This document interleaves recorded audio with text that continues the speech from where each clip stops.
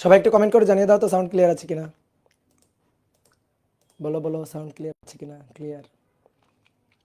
এই যে লিশান নামে একটা ছেলে আছে, এই প্রত্যেক দিন একটা কমেন্ট করে, ঢুকেই অমনি প্রত্যেকটা দিন। হুম।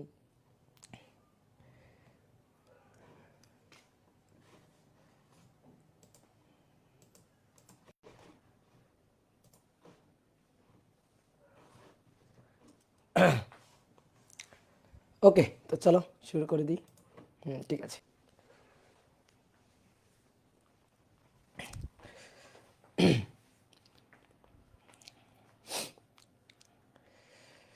এই যে লিশান, হ্যাঁ লিশান, লিশান এই ছেলেটা প্রত্যেকদিন কমেন্ট করে আগুন দাদা, আগুন দাদা, আগুন। আগুন কেন রে ভাই, এই শীতের মধ্যে তুই আগুন পাচ্ছিস কোথায়? ওকে, আসো। তো সবাইকে শুভেচ্ছা জানাচ্ছি নিউটনের বলবিদ্যা অধ্যায়ের 16 নম্বর ক্লাসে। আমরা এর আগে এই অধ্যায়ের 15টা ক্লাস করে ফেলছি। এই অধ্যায়টা আমরা ইন ডিটেলস সব কিছুই পড়তেছি এবং আমরা এই অধ্যায়ের প্রচুর প্রচুর ম্যাথ প্রবলেম সলভ করতেছি। এই অধ্যায়টা ভিক্টরের মতো একটা বড় অধ্যায়। তো আজকে আমরা এই অধ্যায়ের বলতে গেলে কৌণিক গতির মূল যে কোর অংশ, সেই কোর অংশে প্রবেশ করব। আজকে আমাদের পড়ার টপিক হচ্ছে জড়তার ভ্রামক।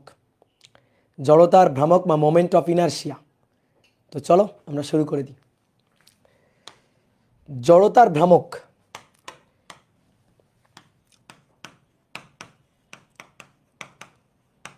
রৈখিক গতিতে যে দায়িত্বটা ভরের, কৌণিক গতিতে সেই দায়িত্বটা হচ্ছে জড়তার ভ্রামকের। এখন কথা হচ্ছে রৈখিক গতিতে ভর কি কাজ করে? কোনো বস্তুর জড়তার পরিমাপক হচ্ছে ভর। কোনো বস্তু জড়তা কি? কোনো বস্তু যে অবস্থায় আছে সেই অবস্থায় থাকতে চাওয়ার প্রবণতাটা হচ্ছে জড়তা। কোনো বস্তু ধরো গতিশীল আছে, গতিশীল অবস্থায় থাকতে চাওয়ার প্রবণতা গতি জড়তা। আর স্থির অবস্থায় আছে, স্থির অবস্থায় থাকতে চাওয়ার প্রবণতা স্থিতি জড়তা। এখন কোনো বস্তুর জড়তার পরিমাপক হচ্ছে ভর। যার ভর বেশি তার জড়তার বেশি। দেখো আমি হচ্ছে হ্যাংলা পাতলা মানুষ, আমার ভর কম, আমার জড়তা কম। আমি মনে করো ছোটাছুটি বেশ ভালোই করতে পারবো।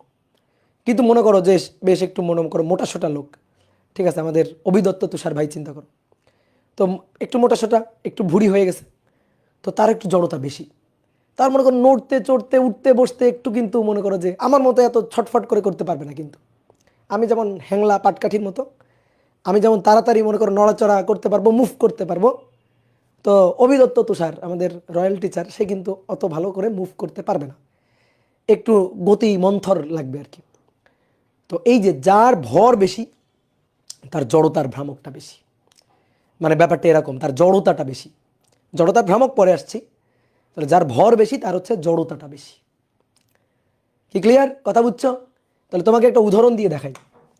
মনে করো এই একটা বস্তু, এই বস্তুটার ভর হচ্ছে 5 কেজি, আর এই একটা বস্তু, এই বস্তুটার ভর হচ্ছে ধরো 2 কেজি। একটু ছোট করে আঁকি, এটা 2 কেজি। তুমি এই বস্তুর উপরেও বল দিতে পারো 10 নিউটন, তুমি এই বস্তুর উপর তোমার দেওয়া সর্বোচ্চ বল দিতে পারো 10 নিউটন। বলো তো, দুটোই তো স্থির অবস্থায় আছে, তুমি কোনটাকে গতিশীল করতে পারবা সহজে এবং গতি বৃদ্ধিটা কোন বস্তুর বেশি তাড়াতাড়ি হবে বলো, বা বেশি হবে কোনটার? 2 কেজি হালকা, 5 কেজি ভারী।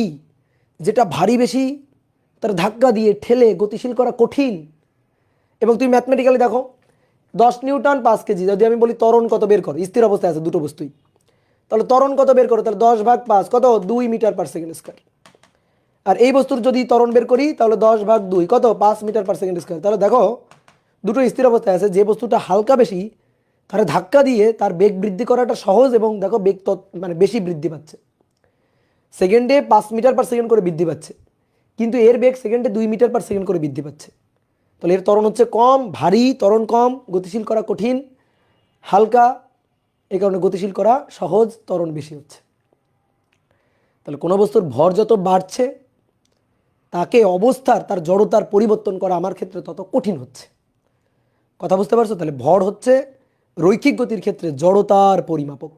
এমন যদি হইতো ধরো বস্তুটা গতিশীল, দুইটা বস্তুই গতিশীল, আমি থামাইতে চাই, আমি ধরো দুইটা বস্তুকে থামাইতে চাই, তাহলে থামাইতে গেলে যেটা ভারী সেটাকে কিন্তু থামাইতে আমার একটু বেশি কষ্ট হবে, আর যেটা হালকা সেটাকে কিন্তু সহজে আমি থামাই দিতে পারবো।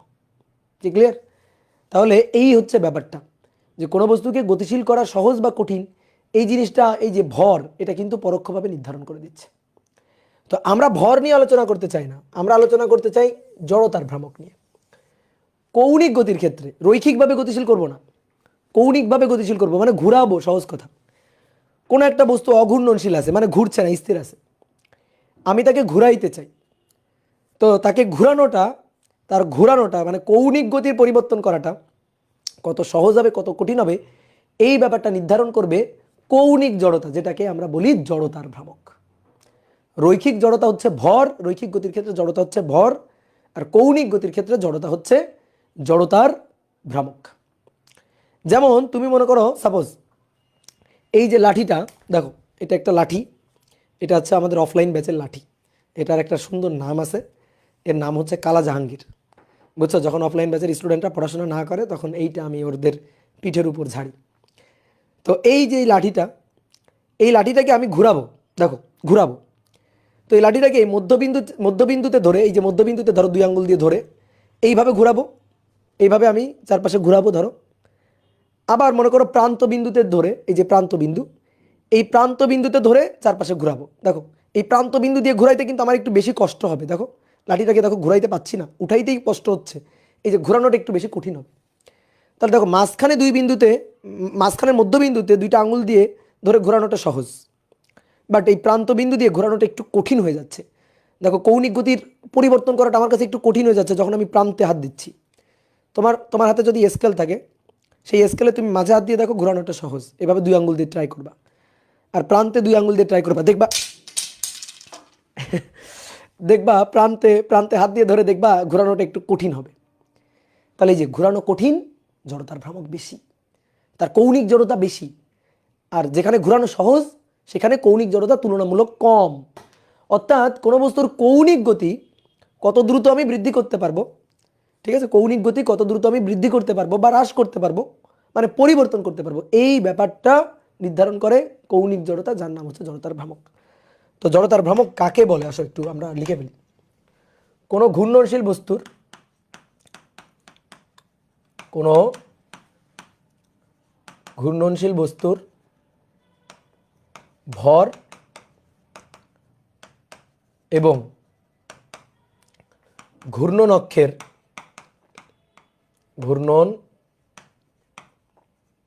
অক্ষের ব্যাসার্ধের বর্গের গুণফলকে জড়তার ভ্রামক বলে। জড়তার ভ্রামক বলে। খুবই সহজ জিনিস। রৈখিক গতিতে আমরা যেটা ভর পড়ে আসছি, কৌণিক গতিতে ভরের জায়গাটা দখল করে নিচ্ছে জড়তার ভ্রামক। কৌণিক গতিতে ভরের রুমটা দখল করে নিচ্ছে জড়তার ভ্রামক। জড়তার ভ্রামক মোমেন্ট অফ ইনার্শিয়া, এটাকে আমরা আই দিয়ে প্রকাশ করি। ইনার্শিয়া থেকে আই, এটাকে আমরা আই দিয়ে প্রকাশ করি। তাহলে আসো ডেফিনেশন অনুযায়ী আমি একটু চিত্র এঁকে বুঝি তো কি বলছে। মনে করো এইটা হচ্ছে একটা ঘূর্ণন অক্ষ, এই অক্ষের চারপাশে একটা বিন্দু ভরের বস্তু, ধরো একটা বস্তু, এই বস্তুটা এইভাবে অক্ষের চারপাশে ঘুরতে পারে।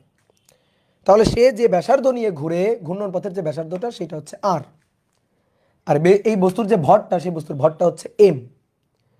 তা আমি এখন এই বস্তুটার জড়তার ভ্রামক চাই। তো ডেফিনেশন অনুযায়ী এই বস্তুর জড়তার ভ্রামক মানে মোমেন্ট অফ ইনার্শিয়া, এইটা হচ্ছে বস্তুর ভর এবং ঘূর্ণন অক্ষের যে ব্যাসার্ধ, দ্যাট ইজ আর, এই আর তার বর্গের গুণফলের সমান। তাহলে জড়তার ভ্রামক হবে ভর এবং ঘূর্ণন অক্ষ থেকে ব্যাসার্ধের যে বর্গ, সেই বর্গের গুণফল। তো এটাই হচ্ছে জড়তার ভ্রামক, that is M R square. Okay, এটাই হচ্ছে জড়তার ভ্রামকের সূত্র। দেখো ব্যাপারটা বোঝো, কোনো একটা বস্তুকে ঘুরানো কত সহজ হবে, কঠিন হবে, এই ব্যাপারটা আমরা চিন্তা করতে চাই। তাহলে তুমি চিন্তা করো তো, তুমি আমাকে বলবা দেখো কেন এম এবং আর স্কয়ার আসলো। আমরা একটু গেস করতে পারি যে ঘুরানো সহজ বা ঘুরানো কঠিন, এই ব্যাপারটা মানে কৌণিক জড়তা, এই ব্যাপারটা আই, তো সেটা কার কার উপর নির্ভর করে। ধরো তোমাকে আমি বললাম 2 মিটার দৈর্ঘ্যের একটা সুতায় বেঁধে তুমি 5 কেজি ভরের একটা বস্তুকে ঘোরাবা। 2 মিটার দৈর্ঘ্যের সুতায় বেঁধে, 2 মিটার দৈর্ঘ্যের সুতায় বেঁধে তুমি 1 কেজি ভরের একটা বস্তুকে ঘোরাবা। সুতার দৈর্ঘ্য একই, 2 মিটার 2 মিটার। 5 কেজি ভরকে ঘোরাবা, তারপরে 1 কেজি ভরকে ঘোরাবা। তুমিই বলো কোন ক্ষেত্রে কৌণিক গতির পরিবর্তন করাটা সহজ? বলো। সহজ। 1 কেজির ক্ষেত্রে সহজ, 5 কেজির ক্ষেত্রে কঠিন। এর কঠিন মানে জড়তা বেশি, তার মানে এর জড়তার ভ্রামক বেশি, আর এর জড়তার ভ্রামক কম। তাহলে দেখো তো জড়তার ভ্রামক ঘূর্ণনক্ষের ব্যাসার্ধ কিন্তু একই আছে, দেখো আর কিন্তু সেম।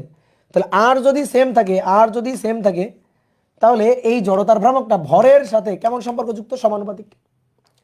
ভর বাড়লে বাড়বে, তাই হচ্ছে জড়তার ভ্রামক, ভর বাড়লে বাড়বে। তো দেখো ভরের সাথে সমানুপাতিক, কিন্তু ফিল করা গেছে, মিলানো যাচ্ছে। আচ্ছা এবার আসো দেখি তো, আর এর সাথে যে সমানুপাতিক মানে আর এর বর্গের সাথে, বাট আর বাড়লে যে আই বাড়ে সেটা একটু বুঝি তো দেখি। মনে করো তোমাকে আমি বললাম তুমি 2 মিটার দৈর্ঘ্যের একটা সুতায় বেঁধে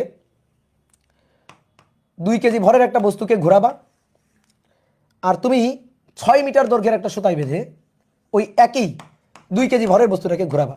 মানে এবার দেখো, এবার ভর সেম কিন্তু ঘূর্ণন পথের ব্যাসার্ধটা বেশি, বেশি কম আর কি। এইবার বলো কোন ক্ষেত্রে আমার ঘুরাইতে গেলে বেশি কঠিন, বেশি কষ্ট হবে? বলো দেখি, ফিল করো। অবশ্যই 6 মিটার, অবশ্যই 6 মিটার। আমি যদি 2 মিটার এরে যদি ঘুরাইতে চাই সহজে ঘুরাইতে পারবো, দেখো সহজে, দেখো চিন্তা করো, ছোট, সহজে ঘুরাইতে পারবো। কিন্তু দড়ি বড়, এইভাবে বল দিয়ে ঘুরাইতে হবে, অনেক কষ্ট হবে। তাহলে সেকেন্ড ক্ষেত্রে কঠিন, ফার্স্ট ক্ষেত্রে সহজ।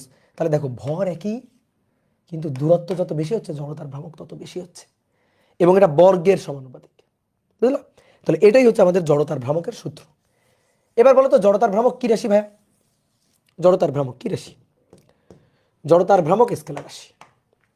জড়তার ভ্রামক স্কেলার রাশি। কিভাবে বুঝলাম যে স্কেলার রাশি? স্কেলার রাশি বুঝলাম কিভাবে? দেখো সূত্র দেখলেই বোঝা যায়।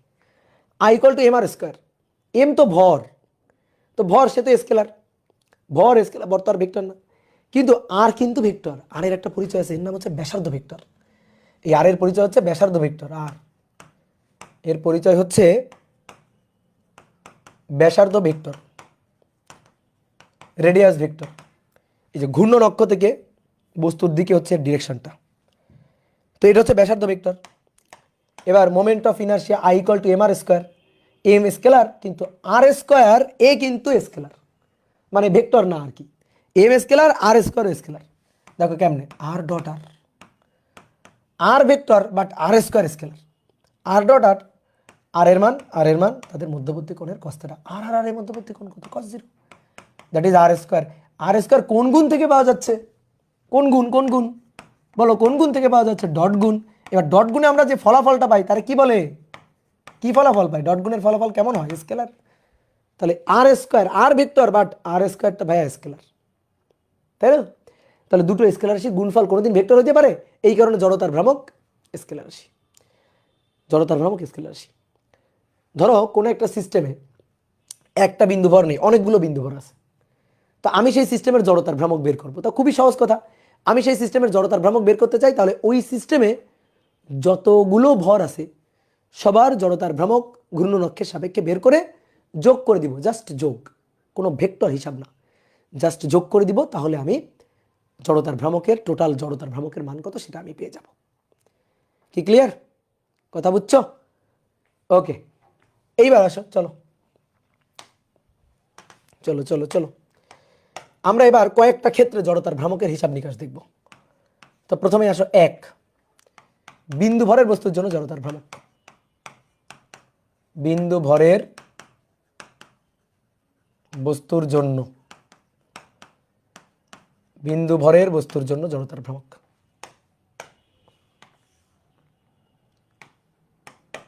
দেখো একটা বিন্দু ভরের বস্তু, তার জন্য জড়তার ভ্রামক একটু আগে আমরা দেখছি। ঘূর্ণন অক্ষ, এই ঘূর্ণন অক্ষের চারপাশে জাস্ট একটা বিন্দু ভর, এই বিন্দু ভরটা এভাবে ঘুরছে, ঠিক আছে? এর ভর কত? এম, ঠিক আছে? একটা কণা, জাস্ট একটা বিন্দু ভর, ঘূর্ণন অক্ষ থেকে কণার দূরত্ব কত? আর। তাহলে জড়তার ভ্রামক I equal to M R square. এবার দেখো এই বিন্দু ভরের বস্তু, এই ব্যাপারটা কিন্তু আপেক্ষিক, এই ব্যাপারটা আপেক্ষিক, ভালো করে বুঝবা। যদি আমি তোমার জিজ্ঞেস করি যে পৃথিবী এটা কি একটা বিন্দু ভর, তুমি বলবা না যে ভাই পৃথিবী বিশাল ভর, কিন্তু পৃথিবী যখন সূর্যের চারপাশে ঘুরবে তখন সে কিন্তু একটা বিন্দু ভর। অর্থাৎ আমি যদি বলি পৃথিবীর জড়তার ভ্রামক নিজ অক্ষে জড়তার ভ্রামক নিজ অক্ষে ঘুরবে, তখন কিন্তু এমআর স্কোয়ার না। কিন্তু পৃথিবী যখন সূর্যের চারপাশে ঘুরবে তখন পৃথিবী একটা বিন্দু ভরের মতোই। কারণ সূর্যের কেন্দ্র থেকে দেখো, এটা হচ্ছে সূর্য, সূর্যের কেন্দ্র থেকে পৃথিবীর কেন্দ্রের যে দূরত্ব, বিশাল দূরত্ব, 15 কোটি কিলোমিটার, এইভাবে ঘুরতেছে বিশাল একটা বৃত্তাকার পথে। তাহলে এই দূরত্বের তুলনায় এই যে বস্তুটা, এই বস্তুটা হচ্ছে একটা বিন্দু ভর। এই দূরত্বের তুলনায় এই যে ভরটা, এই ভরটা হচ্ছে একটা বিন্দু ভর। তাহলে জড়তার ভ্রামক আই ইকুয়াল টু কি হবে, এমআর স্কোয়ার। বুঝতে পারছো? কিন্তু পৃথিবীকে যদি আমি বলি পৃথিবী নিজ অক্ষে ঘুরতেছে, নিজের অক্ষে ঘুরতেছে, তখন সে কিন্তু আর বিন্দু ভর না। তাহলে এই বিন্দু ভরের ব্যাপারটা কিন্তু আপেক্ষিক। এবং নিউক্লিয়াসের চারপাশে ইলেকট্রন ঘুরতেছে, সেটা একটা বিন্দু ভর, বুঝতে পারছো? তো আসো এইবার 2 নম্বর বলা হচ্ছে যে একটা বিন্দু ভরের সিস্টেম, বিন্দু ভরের সিস্টেম, একটা বিন্দু ভর সিস্টেম। এই বিন্দু ভর সিস্টেমের জন্য জড়তার ভ্রামক। এটা আবার কেমন জিনিস? ধরো এটা একটা ঘূর্ণনক্ষ, ধরো একটা লাঠির কথা চিন্তা করো। এবারে লাঠির সাথে খুবই নগণ্য সরু সরু তার দিয়ে এই একটা ভার লাগানো আছে, তারপরে এই একটা ভার লাগানো আছে, এটা M1, এটা M2, এটা M3। তাহলে M1 এভাবে ঘুরছে, M2 এভাবে ঘুরছে, M2 এভাবে ঘুরছে, M3 এভাবে ঘুরছে। তাহলে এটা R1 ব্যাসার্ধ নিয়ে, এটা R2 ব্যাসার্ধ নিয়ে, এটা R3 ব্যাসার্ধ নিয়ে ঘুরছে। তাহলে এবার এই সিস্টেমের পুরো এই সিস্টেম, এটা একটা ভর সিস্টেম, তার জড়তার ভ্রামক আমরা বের করব। এখানে কয়টা ভর আছে? 1 2 3 3টা ভরের জড়তার ভ্রামকের যোগফল। কেমন যোগফল? লব্ধি। কেমন যোগফল করব? লব্ধি করব না, কারণ ভেক্টর রাশি না তো, স্কেলার রাশি, জাস্ট স্কেলার যোগ করে দিব। তাহলে M1 এর জন্য জড়তার ভ্রামক I1, M2 এর জন্য I3, I2 আর M3 এর জন্য I3। তাহলে ভাইয়া অতএব I equal two M1 R1 square, M2 R2 square, M3 R3 square, M3 R3 square. এই তাহলে জড়তার ভ্রামক এইভাবে হিসাব নিকাশ করতে হবে। যদি আরও কয়েকটা বস্তু থাকতো তাহলে একটা করে যোগ করতাম। এরকম 10টা, 50টা, 100টা যদি বিন্দু ভর কোনো একটা সিস্টেমে থাকে, তার জড়তার ভ্রামক বের করতে গিয়ে এভাবে আমরা যোগ করে ফেলবো, জাস্ট স্কেলার যোগ, কোনো লব্ধি টব্ধির হিসাব না। ঠিক আছে? এইবার আসো নিরবিচ্ছিন্ন ভর বিশিষ্ট বস্তুর জন্য জড়তার ভ্রামক। এইটা সবচেয়ে ইম্পর্টেন্ট। নিরবিচ্ছিন্ন ভর বিশিষ্ট বস্তুর জন্য জড়তার ভ্রামক।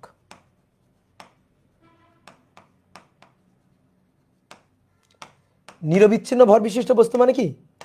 তুমি ওই বস্তুর ভরগুলাকে তুমি আলাদা করতে পারবা না। বিন্দু ভরগুলাকে একটা করে আলাদা করতে পারবা না। একসাথে একটা দৃঢ় বস্তু, একটা দৃঢ় বস্তু হতে পারে, একটা নিরেট গোলক, হতে পারে একটা নিরেট সিলিন্ডার, ঠিক আছে? অথবা মনে করো এরকম আঁকাবাঁকা একটা পাথরের খণ্ড, এরকম কিছু একটা। তো এর জড়তার ভ্রামক আমরা বের করতে চাই কোন অক্ষের সাপেক্ষে? ধরো এই অক্ষের সাপেক্ষে, ডট ডট ডট ডট, এই যে ভেতর দিয়ে অক্ষটা চলে গেছে, এইভাবে ঘুরবে। তাহলে দেখো এইটারে কিন্তু এইবার একটা কাহিনী হয়ে গেছে। এইটারে কিন্তু তুমি একটা বিন্দু ভর বলতে পারবে না, কারণ এবার এই মাঝখান দিয়ে অক্ষ গেছে এবং এই বস্তুটা অসংখ্য বিন্দু বিন্দু বিন্দু বিন্দু বিন্দু বিন্দু ভরের সমষ্টি।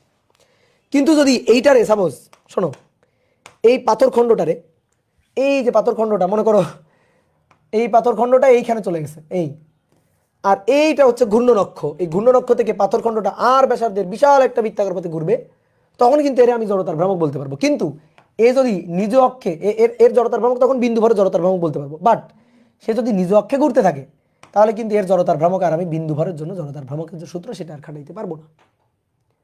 বুঝতে পারছো? সেটা আর খাটাবে পারবো না। ক্লিয়ার? তাহলে আমরা এখন এই নিরবিচ্ছিন্ন ভর বিশিষ্ট বস্তুর জড়তার ভ্রামক বের করতে চাই। দেখো এর বিন্দু বিন্দু ভরগুলোকে আলাদা করা যাবে না। তাহলে এই বস্তুটা অসংখ্য তো কণার সমন্বয়ে তৈরি, তাই না?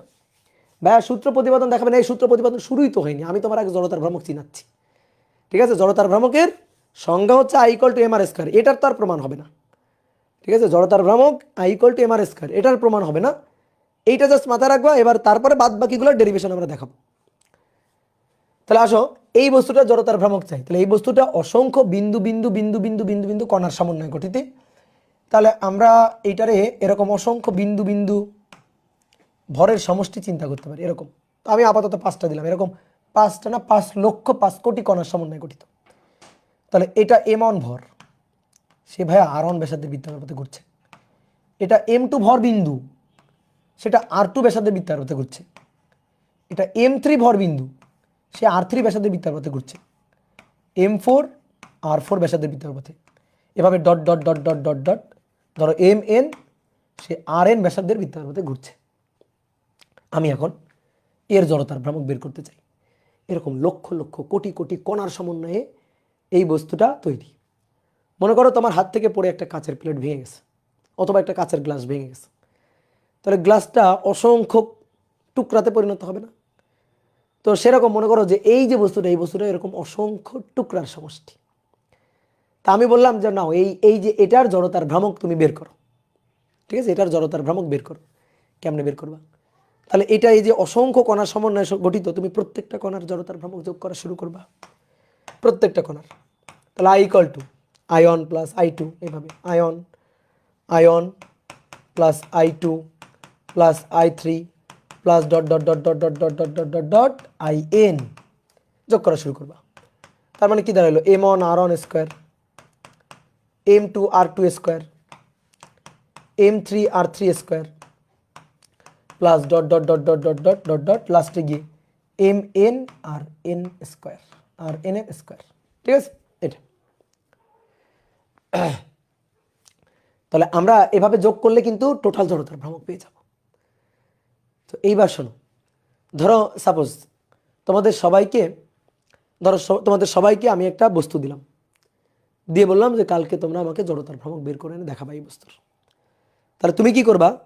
তুমি বাসায় গিয়ে ওই বস্তুটাকে এরকম ক্ষুদ্র ক্ষুদ্র ক্ষুদ্র ক্ষুদ্র কণা ধরবা, তারপরে ঘূর্ণন অক্ষ থেকে সবার ব্যাসার্ধ মাপবা।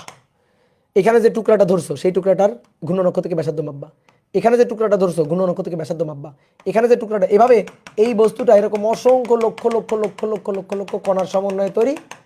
তুমি কি করবা? এই প্রত্যেকটা কণার ভর এবং ঘূর্ণন অক্ষ থেকে দূরত্ব নিয়ে হিসাব নিকাশ করে জড়তার ভ্রামক বের করে নিয়ে আসবা। বলো কয় প্রজন্ম শেষ হয়ে যাবে? বলো। তুমি শুরু করবা, ঠিক আছে, তোমার ছেলে মেয়ে নাতি নাতনি, তাদের নাতি নাতনি চলে যাবে, তাও কিন্তু তুমি এর জড়তার ভ্রামক বের করে এনে দিতে আমাকে পারবা না। বুঝলা? পারবা? বলো পারবা না? এখন তুমি কি করলা? ভাই একটা কাজ করবো, আমি চালাকি করবো, আমি এইটারে 10টা টুকরা করে সেই 10টা টুকরা জড়তার ভ্রামক বের করে এনে যোগ করবো। হ্যাঁ ঠিক আছে, করলা। আর একজন কি করলো? 10টা টুকরা না, সে 100টা টুকরা করে এই বস্তুটাকে 100টা টুকরা, 100টা ভর চিন্তা করে সেই 100টা ভরের জড়তার ভ্রামক বের করে এনে যোগ করে আমাকে দেখালো। বলো তো আমি দুইজনের মধ্যে কারটা নিব? দুইজনের মধ্যে, দুইজনের কারোটাই কিন্তু পুরোপুরি ঠিক না, তাহলে দুইজনের মধ্যে কারটা নিব? যে 100 ভাগ করছে তারটা নিব। আচ্ছা কেউ একজন 1000 ভাগ করছে, তাহলে তারটা আরও বেশি পারফেক্ট হবে। যে 1 লক্ষ ভাগ করছে তারটা আরও বেশি পারফেক্ট হবে। যে 1 কোটি ভাগ করবে তারটা আরও বেশি পারফেক্ট হবে। তাহলে যত টুকরো করবে তত বেশি পারফেক্ট হবে, তাই না? কথা কি বুঝতে পারছো? তাহলে এই ব্যাপারটাকে আমরা লিখতে পারি, দেখো এই ব্যাপারটাকে আমরা লিখতে পারি সামেশন অফ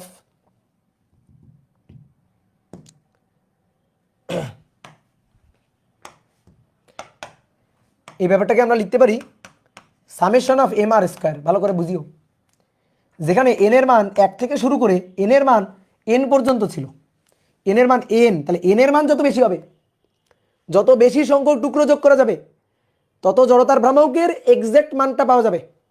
আমি এক্সাক্ট মানটা চাই, তাহলে যত সংখ্যক টুকরো করতে পারবো, যত বেশি সংখ্যক ভাগ করতে পারবো জড়তার ভ্রামকের, তত এক্সাক্ট মান পাবো। তাহলে অসীম সংখ্যক ভাগ যদি কেউ করতে পারে, অসীম ইনফিনিটি, তাহলে সে কিন্তু জড়তার ভ্রামকের সবচেয়ে এক্সাক্ট মানটা পাবে। এবার বলো অসীম সংখ্যক ভাগ করা সম্ভব?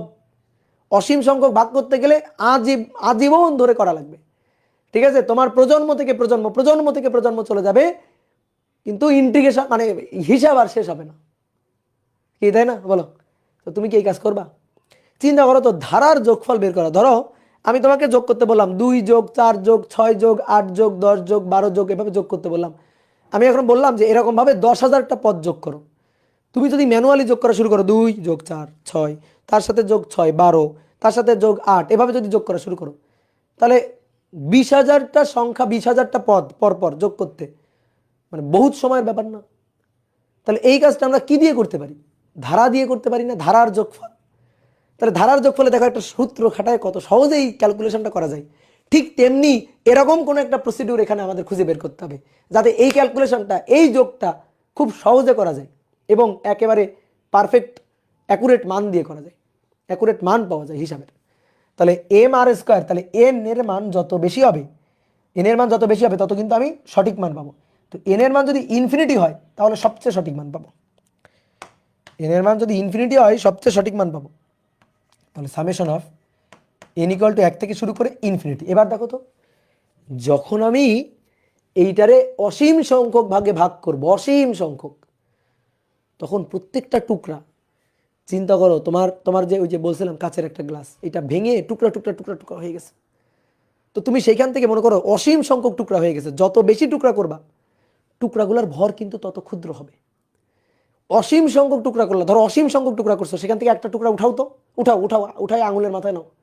দেখতে পাচ্ছ আঙুলের মাথায়, দেখতে পাচ্ছ এত ছোট এত ছোট এত ছোট, এত ভর কম, তাহলে তার ভর অতি কম।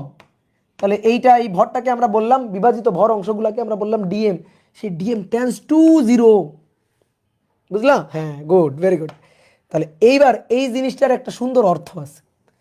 তুমি যখন কোনো জিনিস যোগ করবা, যে জিনিসটা যোগ করবা তার সংখ্যা যদি অসীম হয়, সংখ্যা অসীম, এবং যা যোগ করতেছো সেগুলো যদি ক্ষুদ্র ক্ষুদ্র ক্ষুদ্র ক্ষুদ্র ক্ষুদ্র ক্ষুদ্র জিনিস হয়, যেমন যে এখানে টেন্স টু 0, তাহলে এই এই যোগের এই প্রসিডিউরটাকে আমরা এত কিছু আর না লিখে জাস্ট একটা সিম্বল দিয়ে রিপ্লেস করে দিতে পারি, এরকম একটা সিম্বল। আর তোমরা সবাই চিনে গেছো এই সিম্বলটা কি? এই সিম্বলটা হচ্ছে যোগজীকরণ সিম্বল। যোগজীকরণ, যোগজীকরণ মানে যোগ করা। তাহলে এম আর স্কোয়ার, তাহলে ডেল এম টেন্স টু 0 হলে, এই যে এটা ডেল এম আর কি, ডেল এম টেন্স টু 0 হলে তখন এটাকে আমরা লিখবো হচ্ছে ডিএম, ডিএম, ঠিক আছে? এটাকে লিখবো আমরা ডিএম। আর এই আর স্কোয়ারটাকে আমরা লিখলাম ধরো এক্স স্কোয়ার। আর স্কোয়ারে লিখতে পারো, কোনো সমস্যা নেই, আর স্কোয়ারে লিখো। তাহলে এইটা হচ্ছে আমাদের এই ক্ষেত্রে জড়তার ভ্রামকের সূত্র, কিন্তু আমরা এই আরটাকে পরবর্তীতে এক্স দিয়ে লিখবো। কেন লিখবো? কারণ এরপরে ধরো চাকতি গোলক হিসাব করবো, তো তো সেখানে ব্যাসার্ধ আর, আবার সূত্রে যদি একটা আর থাকে দুটো আর মারামারি লাগাবে। এই কারণে চাকতির ব্যাসার্ধ, রিংয়ের ব্যাসার্ধ, গোলকের ব্যাসার্ধ আর আরই থাকবে, যেন ওই আরের সাথে এই আর মারামারি না করে। এই কারণে এই আরকে আর দিয়ে না লিখে আমরা এক্স দিয়ে লিখবো, যে ঘূর্ণন অক্ষ থেকে দূরত্ব এক্স স্কোয়ার আর খুবই ক্ষুদ্র একটা ভর ডিএম। এটাকে ইন্টিগ্রেশন করে আমরা টোটাল জড়তার ভ্রামক বের করবো, একটা লিমিটের মধ্যে ইন্টিগ্রেশন করে ফেলবো। ইন্টিগ্রেশন করে আমরা জড়তার ভ্রামক বের করে ফেলবো। ইন্টিগ্রেশন করা মানে যোগ করা, ইন্টিগ্রেশন করা মানে যোগ করা, সহজ কথা। তাহলে চলো এবার প্রসিডিউরটা যেটা শিখলাম অ্যাপ্লাই করি, দেখি আমরা এইভাবে কোনো বস্তুর জড়তার ভ্রামক বের করতে পারি কিনা। ওকে ভাইয়া, আর কি সব করার জন্য সেম হবে? দেখি কি হয়, দেখো দেখি কি হয়। এবার আমরা দেখবো তো হিসাব। লিখে গেল একটা সরু সুষম দণ্ডের, একটা সরু সুষম দণ্ডের মধ্যবিন্দুগামী দৈর্ঘ্যের সাথে লম্বভাবে গমনকারী অক্ষের সাপেক্ষে জড়তার ভ্রামক। দৈর্ঘ্যের সাথে লম্বভাবে গমনকারী অক্ষের সাপেক্ষে জড়তার ভ্রামক। গমনকারী অক্ষের সাপেক্ষে জড়তার ভ্রামক।